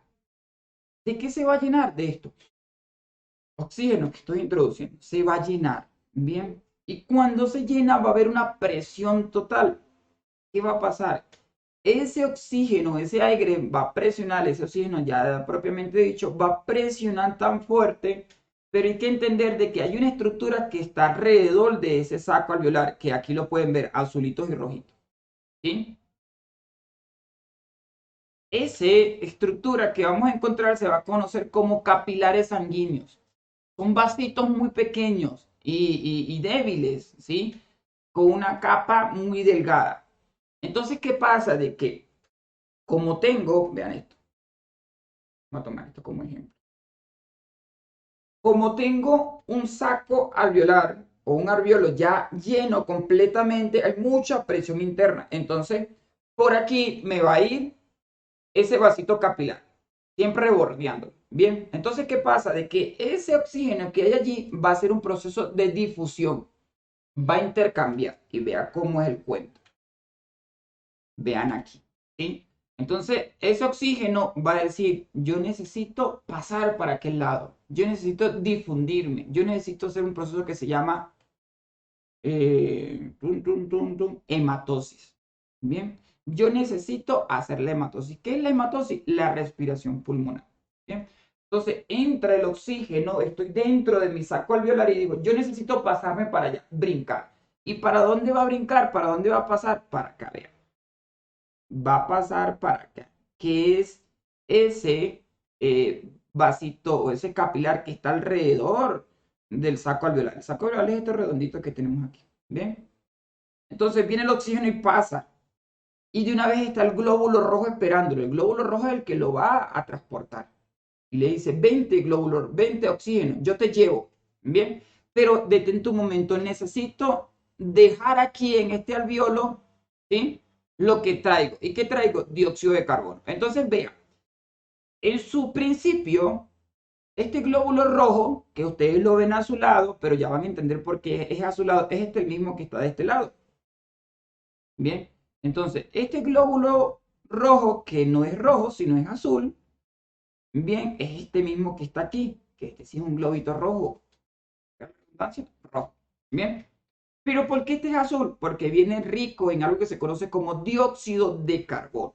Dióxido de carbono, que viene de todo el cuerpo humano, porque recuerda, las células comen oxígeno y expulsan el dióxido de carbono. Entonces las células cuando comen el oxígeno, bien, le dice, ay, gracias, oxígeno, qué bueno por traerme oxígeno, pero ya va, detente un momentico, llévate mi dióxido de carbono, bien. Entonces esto finaliza en los pulmones. El glóbulo rojo ya liberó el oxígeno le da un color muy rojizo y brillante, y por eso es que se torna así, pero cuando recibe el dióxido de carbono, entonces ya un poquito más opaco, un poquito más oscuro, bien, torna azuladito. Entonces, vea, ellos vienen por toda esta trayectoria, vienen ricos en dióxido de carbono. Pero entonces cuando este amigo, conocido como oxígeno, pasa, difunde, bien, hace el proceso de difusión y llega a pasar, en este caso, al vaso sanguíneo, bien, viene y le da oxígeno al glóbulo rojo que ya empieza a cambiar de color. Pero entonces este amigo dice, yo no puedo llevar todas esas dos cargas, voy a liberar ahora el CO2, voy a liberar el dióxido de carbono y voy a seguir mi proceso, voy a continuar porque no me pierdo, voy a hacer un proceso continuo. Entonces ahora empiezo a cambiar de color, a tornarme nuevamente rojito. ¿Por qué rojito? Porque voy rico en oxígeno. Ya recibí el oxígeno, ya expulsé el dióxido de carbono. Listo, ahora voy rico en oxígeno. Voy para el cuerpo humano nuevamente. Y es el proceso de respiración pulmonar. Y si se está respirando correctamente, ese intercambio, difusión, esa hematosis. Bien, doy oxígeno a esos glóbulos rojos me dan dióxido de carbono y finalizo en esto. Estoy liberando el dióxido de carbono que me ha dado esos glóbulos rojos que vienen de todo mi cuerpo humano. Bien, entonces aquí se procede eso, muchachos. Así se desarrolla. Recordar, capilar, bien, membrana alveolo capilar, membrana respiratoria, líquido surfactante, que ya es un poquito más complejo, bien, el oxígeno pasa por difusión a los glóbulos rojos y el dióxido de carbono pasa por difusión a los alveolos, bien. En este caso, esto va nuevamente para las venas, en este caso se direcciona para el... ¿bien? Uf, qué difícil el sistema respiratorio. Está mucho más explicar, pero lo vamos a saber más adelante, bien, pero importante. A ver, que esto no es respirar, esto es ventilar, esto es ventilar, que necesito que llegue todo ese aire, todo ese oxígeno a mi parte final del sistema respiratorio, que son esos alveolos, que son esos sacos alveolares, que necesito conocer la distribución, entra por la nariz, entra por la boca, naso, oral, bien, oro, nasofaringe, orofaringe, pasa en este caso a la laringe, primero faringe, después laringe, de ahí se sigue dividiendo, encontramos algo que se conoce como la glotis, subdivisión que llega a la tráquea, pulmón izquierdo, pulmón derecho, se divide en bronquios, bronquiolos y como final cae en los sacos alveolares. Y en los sacos alveolares se va a producir lo que se conoce como respiración celular. Pregunta para examen, esa hematosis. Y esa hematosis es la difusión. Se entrega al vaso sanguíneo ese componente conocido como oxígeno y se recibe de ese vaso sanguíneo ese componente conocido como dióxido de carbono. Lo agarra ese vehículo que lo transporta, conocido como glóbulo rojo, y lo lleva a una distribuidora que se conoce como corazón. Y para entender esa distribuidora que se conoce como corazón es necesario entonces ahora entrar en el sistema circulatorio. ¿Qué es el sistema circulatorio? El sistema circulatorio es el que se encarga de llevar y de distribuir y recibir los componentes que emiten y que reciben todas las estructuras de nuestro cuerpo humano. Por ejemplo, nutrientes. Por ejemplo, oxígeno. Por ejemplo, dióxido de carbono. ¿Sí? Lo que se conoce como el sistema circulatorio. El sistema circulatorio tiene la particularidad de unir todas las estructuras que hacen parte de nuestro cuerpo humano. Si hay una estructura que no está conectada con el sistema circulatorio, muere. ¿Sí? Necrosis total, muerte celular, porque todas tienen que estar unidas al sistema circulatorio. Bien, entonces, entendiendo esto, tenemos que saber que este sistema circulatorio necesita una estructura principal conocida como un órgano llamado corazón. Bien, el corazón es el que se encarga de enviar y de reseccionar sangre. Importante, enviar sangre, pero la resecciona, la recibe. Bien, y necesita unas vías principales. Y cuando nosotros hablamos de vías principales, tenemos que entender de que todo lo que sale del corazón se va a llamar arterias. Y todo lo que llega al corazón se van a llamar venas. Todo lo que sale del corazón, vean esto, en primer principio para entenderlo y no enredarnos un poco. Todo lo que sale del corazón se va a llamar arteria y todo lo que va por las arterias va rica en oxígeno, sangre rica en oxígeno, brillosa, bien, brillosa, como la ven aquí, esa característica brillosa, bien. Pero todo lo que llega al corazón es sangre rica en dióxido de carbono. Y ese color va a ser un poco más opaco, como lo veíamos hace rato, va a ser un poco más oscura. ¿Por qué? Porque va rica en dióxido de carbono. Lo que va rico en oxígeno va brilloso y lo que va rico en dióxido de carbono va a ser venoso. Bien, ahora entendamos algo. El corazón tiene dos movimientos. Bien, comprime, se relaja. Comprime, se relaja. Comprime, se dilata. Comprime, se dilata. Bien. Sístole, comprime. Diástole, se dilata. Sístole, comprime. Diástole, se dilata. Imaginémonos que esto es una esponja. Si yo agarro una esponja llena de agua, al comprimirse, expulsa. Pero yo meto esa esponja y la abro un poquito dentro de agua, ¿sí? Va a absorber. Entonces, comprimo, bien, expulsa el agua. Se comprime el corazón, expulsa la sangre. Se dilata, bien, absorbe agua. Se dilata, ese corazón absorbe sangre. Entonces vamos a entenderlo. Comprime, expulsa sangre.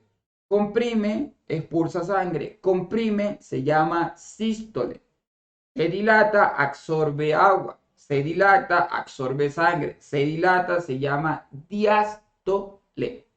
Sístole, diástole, sístole, diástole. Sístole envía, diástole recibe, sístole envía, diástole recibe, sístole envía, diástole recibe. Sístole envía sangre para todo el cuerpo humano. Diástole recibe sangre de todo el cuerpo humano. Sístole envía sangre para todo el cuerpo humano. Diástole envía sangre para todo el cuerpo humano. Bien, a esto lo vamos a conocer como la circulación periférica o la circulación mayor. Bien, ¿qué pasa? De que dentro de nuestro cuerpo, vean esto, vamos a tener dos circulaciones. Circulación mayor o periférica y circulación menor. El corazón al mismo tiempo va a enviar sangre para todo el cuerpo humano, pero también va a enviar sangre para los pulmones. Entonces, todo lo que sale del corazón se llama arteria y todo lo que llega al corazón se llama vena. Todo lo que sale del corazón se llama arteria y todo lo que llega al corazón se llama vena. Todo lo que sale del corazón se llama arteria, entonces. Esta arteria que va para todo mi cuerpo humano, sin meter los pulmones, por favor. Esta arteria que está saliendo de mi corazón y que va para todo el cuerpo humano, mis piernas, mi cabeza, mi cerebro, mi cara, mi riñón, mi hígado, mis estructuras, todo eso, bien, se va a llamar arteria y va rica en oxígeno. Entonces sale una arteria de mi corazón para todo el cuerpo humano. Va a llevar sangre rica en oxígeno. Pero cuando esa sangre llega a los pies y cumple con su objetivo de entregar a las células el oxígeno, no se pierde, hace un retorno.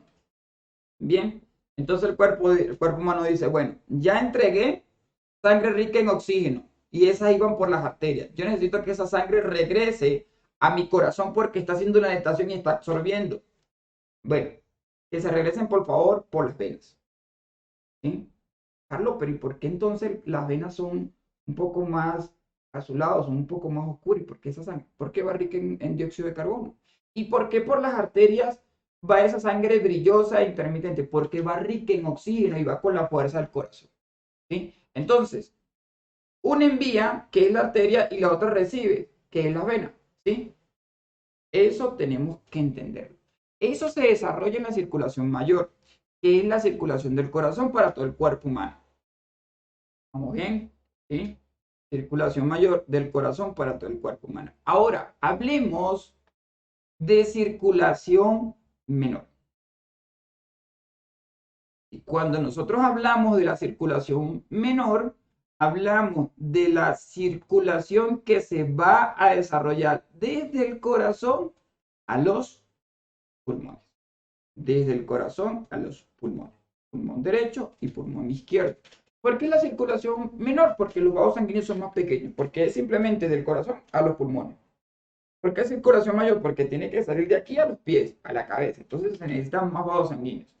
Pero cuando hablamos de circulación menor es del corazón a los pulmones. ¿Bien? Entonces vean esto, muchachos. Compañeros, amigas, compañeros. Sístole, diástole.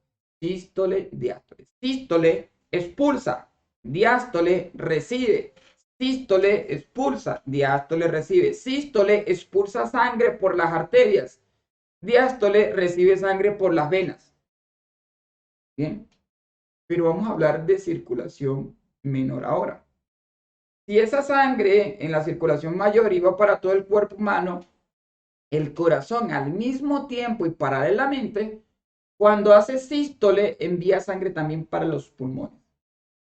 Y cuando hace diástole, recibe sangre de los pulmones. ¿Sí? Entonces, vuelvo y repito. Sístole envía sangre entonces para todo el cuerpo humano en la circulación mayor. Pero sístole envía sangre también para los pulmones en la circulación menor. Diástole recibe sangre de todo el cuerpo humano, bien, en la circulación mayor. Diástole recibe sangre de los pulmones en la circulación menor. Circulación mayor, circulación menor. Un solo movimiento. Sístole, diástole, sístole, diástole, sístole, diástole. ¿Bien? Ahora, ¿qué pasa? Hay algo aquí que quizás lo va a confundir un poco. Yo le decía de que todo lo que sale del corazón es arteria y todo lo que llega al corazón es vena. Bien, todo lo que va por las arterias va sangre rica en oxígeno y todo lo que va por las venas va sangre rica en dióxido de carbono. Pero en la circulación mayor esto cambia. Esto funciona en la circulación mayor, pero en la circulación menor cambia. ¿Por qué? Porque el corazón cuando se comprime envía sangre. Bien, pero ¿qué pasa? De que vean esto. Cuando el corazón se comprime, envía sangre para todo el cuerpo humano rica en oxígeno. Cuando el corazón se dilata, recibe sangre rica en dióxido de carbono de todo el cuerpo humano. Al mismo tiempo, tenemos que entender de que esa sangre rica en dióxido de carbono se va a concentrar en el corazón. Entonces, ese corazón necesita enviar esa sangre para que se oxigene nuevamente. Entonces, él se contrae, hace un movimiento de sístole. Entonces, sale una arteria rica en dióxido de carbono. ¿Cómo entenderlo? Bueno, sí. Todo lo que sale del corazón se va a llamar arteria. Pero en la circulación menor cambia, porque esta arteria va entonces a llevar sangre rica en dióxido de carbono para los pulmones, para que esa sangre vuelva a ser oxigenada. Y cuando él se dilata, va a recibir sangre ¿por dónde? Por una vena pulmonar. Pero esa vena pulmonar va a traer sangre rica en oxígeno. Es donde nada más se hay el cambio fisiológico. ¿Por qué? Porque la arteria lleva sangre para los pulmones rica en dióxido de carbono. Y por las venas, el corazón recibe, por una vena, recibe sangre rica en oxígeno. Es el único cambio que puede haber. Pero del resto, todo lo que sale por el corazón se va a llamar arteria. Y para la circulación mayor va a llevar sangre rica en oxígeno. Y todo lo que llegue al corazón se va a llamar venas. Y del cuerpo humano va a traer sangre rica en dióxido de carbono. Pero de los pulmones va a traer sangre rica en oxígeno. ¿Ven? Entonces vean esto. ¿Sí? No sé si me logré explicar hasta ahorita. Espero que sí. ¿Bien? Para nosotros darle un complemento a esto, tenemos que entender, vamos a hablar de partes de nuestro corazón para entenderlo un poco más. Vean aquí, y ya vamos a saber cómo funciona a grosso modo el corazón. El corazón tiene, a cambiar de color aquí, el corazón tiene una estructura que se conoce como, ¿sí? Este corazón se conoce como nódulo sinusal. Bien, y ese nódulo sinusal va a atacar la mitad del corazón. Y aquí vamos a tener otra estructura más que se conoce como nódulo aurículo ventricular. ¿Por qué? Porque el corazón va a estar dividido en ¿qué? En dos cavidades superiores que van a ser las aurículas y en dos cavidades inferiores que van a ser los ventrículos. Bien, aurículas, dos superiores. Entonces, vean, este pana que está aquí se va a llamar nódulo auriculoventricular. ¿Y qué es el nódulo? El nódulo es el que entrega la corriente o el que dispersa la corriente o el que genera la electricidad dentro del cuerpo humano. Perdón, qué pena. Dentro del corazón. ¿Sí? Entonces, vean, cuando él se activa, él va a empezar a enviar corriente a toda la parte superior. Por eso es que se dice que ataca a la parte superior del corazón. Bien, va a atacar a las dos aurículas. ¿Qué son las aurículas? Son huecos que hay dentro del corazón donde se almacenan sangre. Sangre rica en oxígeno y sangre rica en dióxido de carbono. Bien, entonces, ¿qué pasa, muchachos? Por ejemplo, vean esto. Mi mano recibe un corrientazo y se contrae. Deja de recibir el corrientazo, se dilata. ¿Sí? Mi mano recibe un corrientazo y empieza a contraerse. Mi mano deja de recibir esa corriente y se dilata. ¿Qué pasa con el corazón? El corazón, en la parte superior, ese nódulo, ¿sí? Sinusal, él genera una corriente. Y cuando la parte superior de mi corazón empieza a recibir esa corriente, se contrae. Llega un momento en donde deja de recibir la corriente, se dilata. Recibe nuevamente corriente, se contrae. Deja de recibir corriente, se dilata. Así va a estar todo el día ese cuento. Siempre que estemos vivos. Recibe corriente, se contrae. Deja de recibir corriente, se dilata. Bien. Pero si el corazón está recibiendo corriente y se está contrayendo, ¿cómo se llamará eso? Si ese corazón deja de recibir corriente, se dilata. ¿Cómo se llamará? Diástole. ¿Qué es lo que está haciendo que el corazón se contraiga y se dilate? Este nódulo que está aquí arribita, que se conoce como nódulo sinusal. Sístole, diástole, sístole, diástole, sístole, diástole. Corriente a cada ratico. Por eso es que cuando hay una parada cardíaca o hay un problema cardíaco como tal, es necesario, según la característica de la enfermedad cardíaca o el accidente o lo que esté presentando, es necesario nosotros aplicar un desfibrilador, aplicarle corriente. ¿Y a dónde va esa corriente? No va al músculo, va a regular este nódulo sinusal para que dé una buena corriente, ¿sí? Y haga un proceso de dilatación y contracción normal. Como bien, creo que lo voy explicando hasta ahorita bien. Creo que sí, ojalá que sí. Ahora, vean esto. Primero se activa el nódulo sinusal. Primero se activa el nódulo sinusal. Pero llega el momento en donde este nódulo sinusal le da un corrientazo mínimo al nódulo auriculoventricular. Le da un corrientazo mínimo. ¡Pum! Actívate tú ahora porque yo voy a descansar. Bien. Y cuando él le dice a ti, él le dice así, actívate ahora, que yo voy a descansar.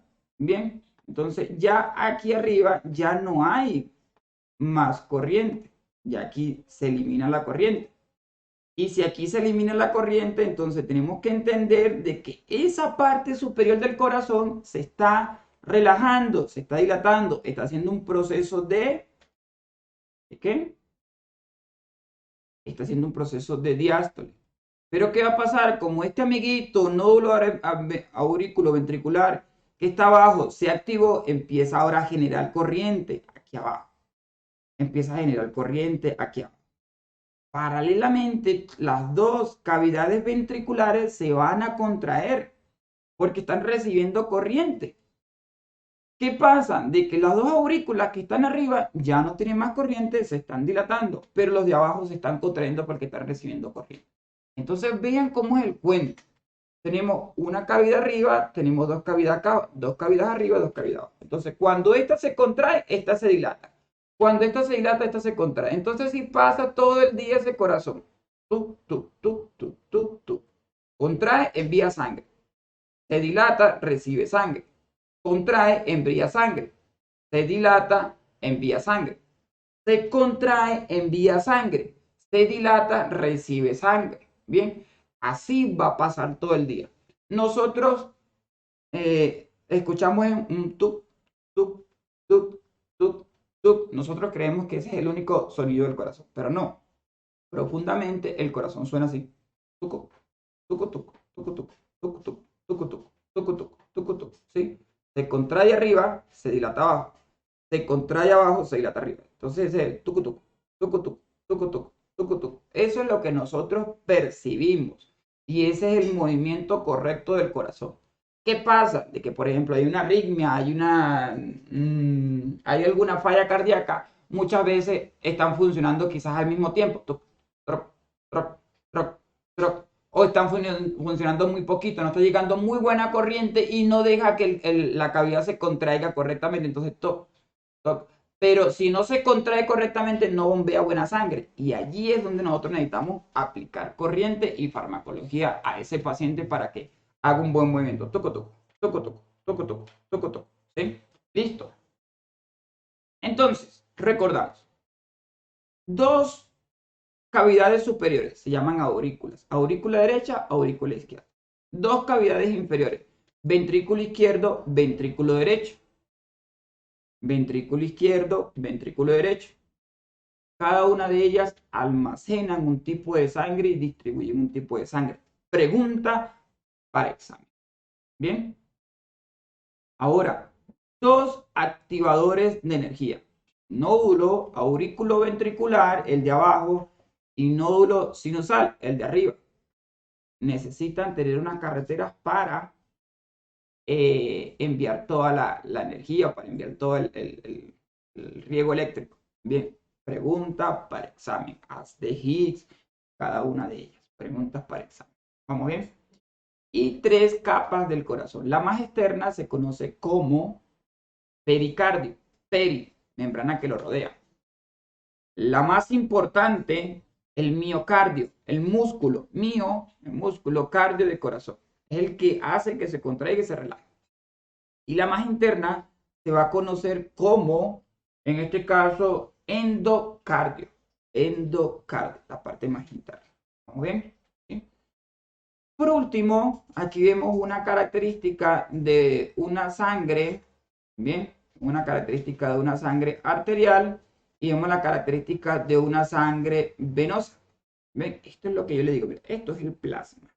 Amarillento que dicen que esto es plasma. Bien, entonces tenemos una sangre que es muy brillosa porque va rica en oxígeno y tenemos una sangre que es un poco más oscura, más opaca porque va rica en CO2. CO2. CO2. ¿Sí? Eso creo que es muy importante. ¿Eh? De todas maneras, esto lo vamos a complementar en el en vivo para que lo tengan clarito y vamos a darle, y esto también se va a complementar con la información y la investigación que se va a mandar.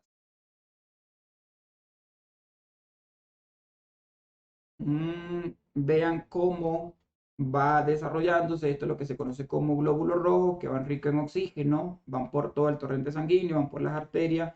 Hay algo también muy importante que se conoce como el glóbulo blanco o los glóbulos blancos, que son los soldaditos, que es la protección que tenemos en nuestro torrente sanguíneo. Son los que se encargan de defendernos ante cualquier patógeno o bacteria que puede ingresar a nuestro cuerpo. Bien, son ese sistema de defensa. Y por último, las plaquetas.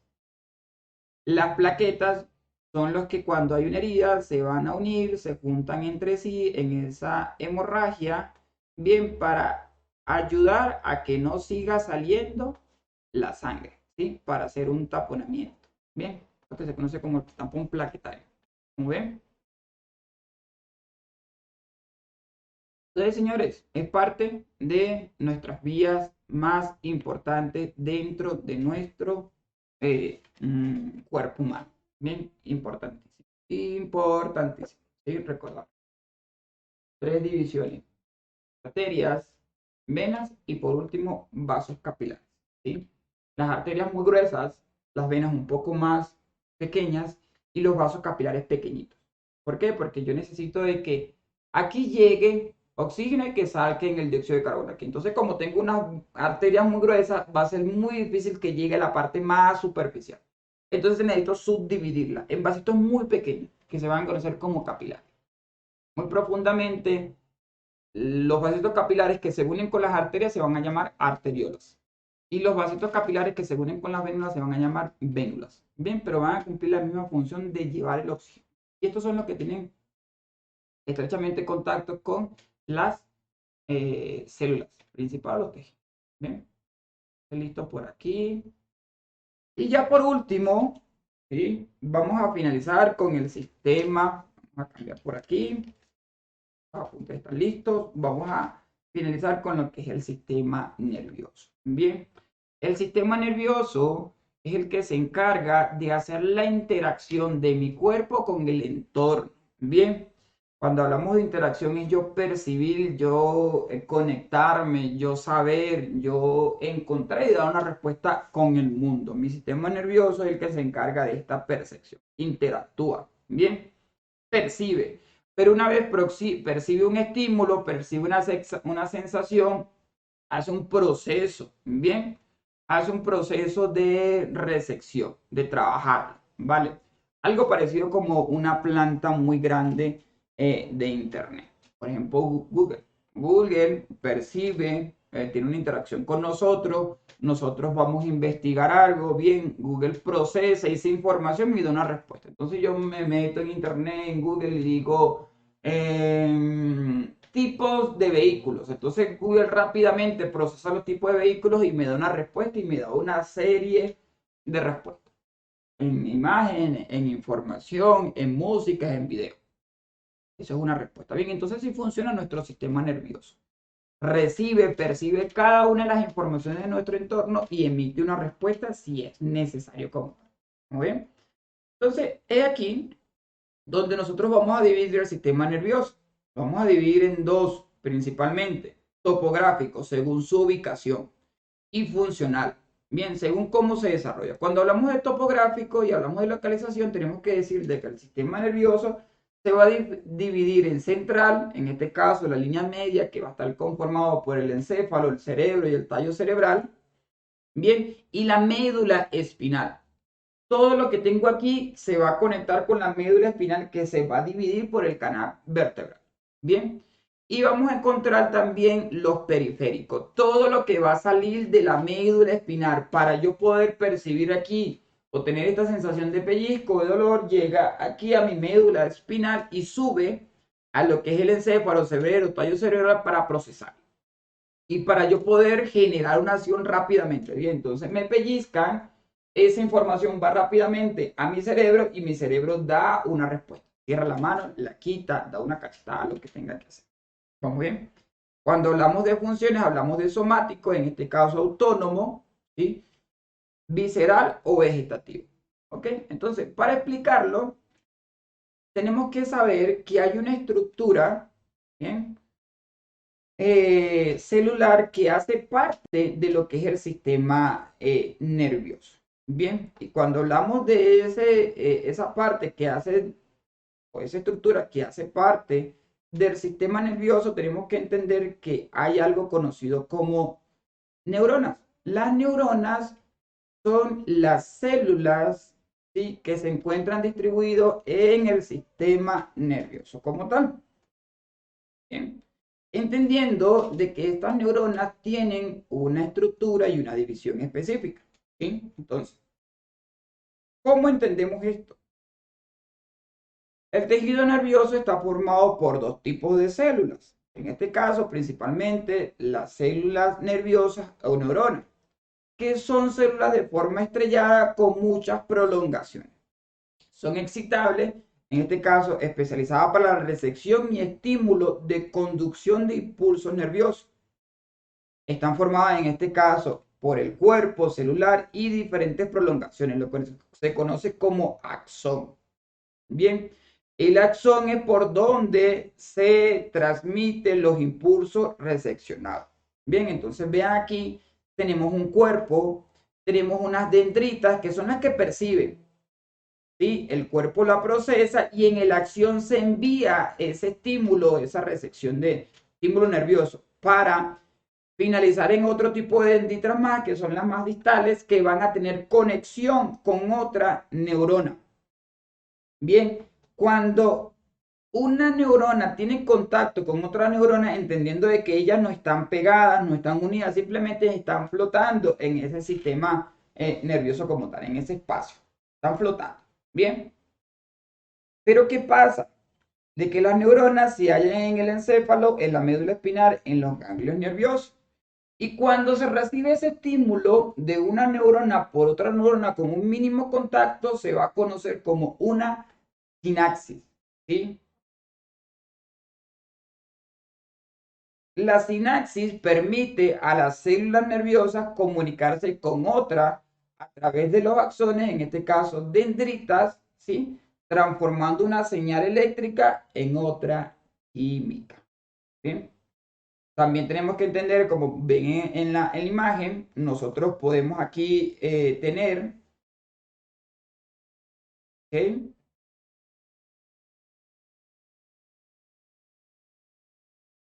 Nosotros podemos tener, y aquí quité para que lo puedan ver, otro tipo de células, que en este caso son las células glías.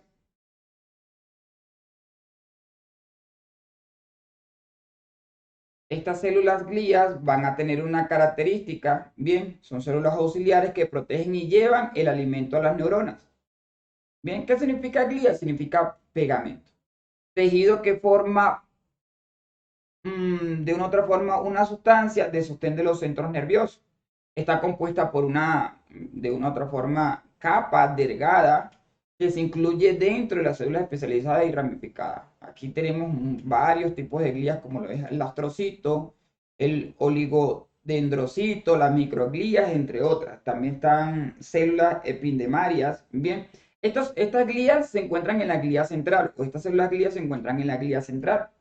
Pero también tenemos células guías periféricas. Bien, estas células guías periféricas, ¿sí?, estas células guías periféricas, bien, nosotros las podemos de una u otra forma encontrar en lo que es el sistema nervioso periférico. Bien, ¿y cuáles son estas? Por ejemplo, son ganglios o lo encontramos en los ganglios, en el sistema nervioso y terminaciones nerviosas. Células de Schwartz, células capsulares y células de Muller. Bien, entonces esto para que lo tengan en cuenta. Muy bien, muy bien, muy bien.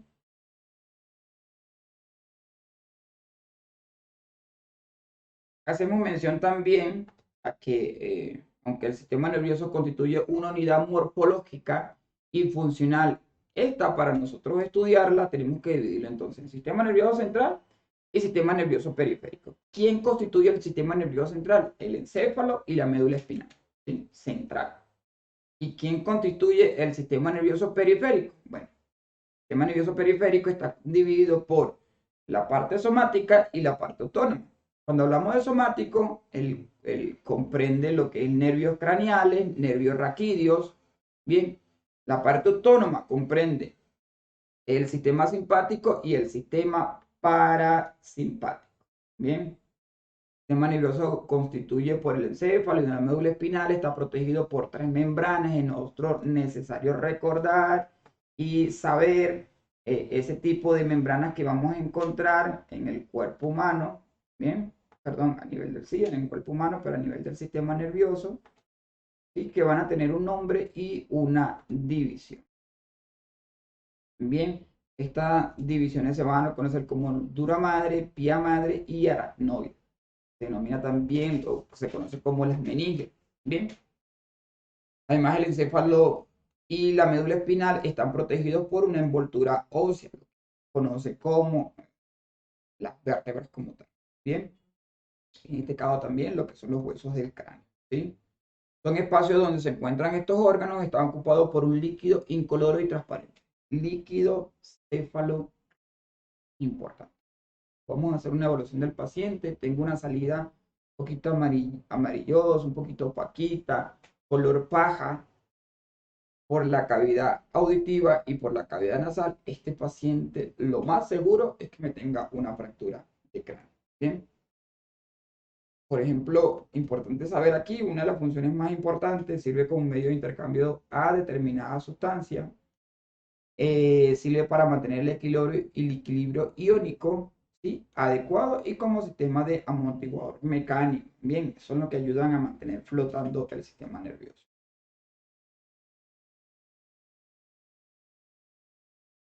Ok, también es necesario nosotros conocer parte de lo que son esos lóbulos, que son muy importantes. Bien, importantes. A veces nosotros vamos a atender a un paciente y el paciente está alterado, el paciente está ansioso, el paciente está agresivo y yo me niego a darle la atención a ese paciente, pero resulta de que yo voy a hacer una evaluación de qué es lo que sucedió. Ese paciente impactado contra un objeto sólido, tiene alguna lesión a nivel o un trauma a nivel frontal.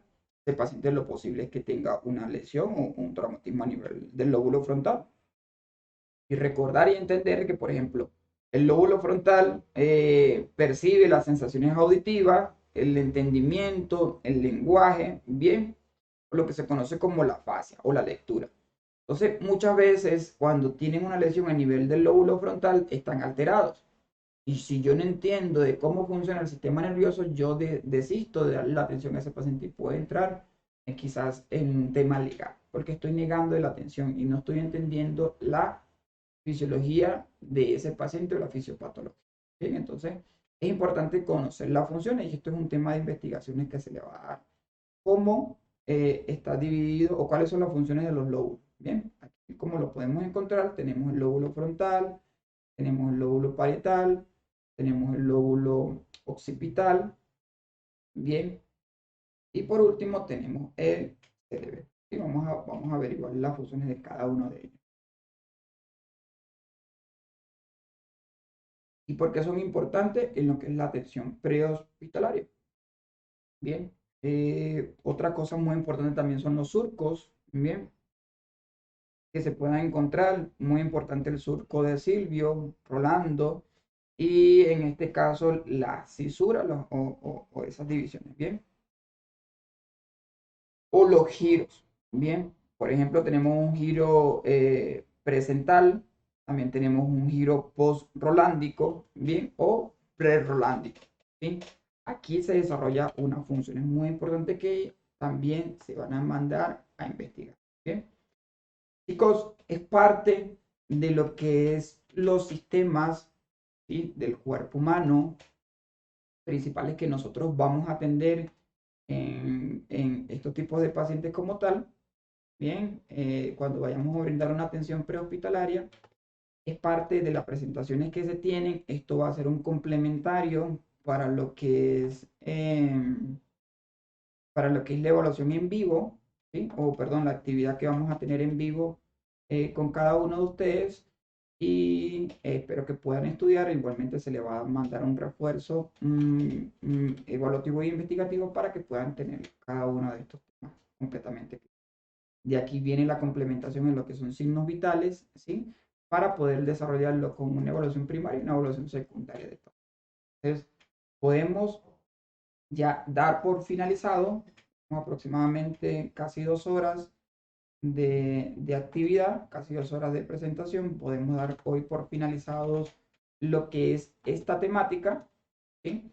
Esperando de que haya sido de mucho agrado, que se haya podido entender y esperando poderlos ver en el envío que vamos a tener esta semana. Gracias por su atención, gracias por estar completamente atentos y que tengan un muy buen día cada uno de ustedes.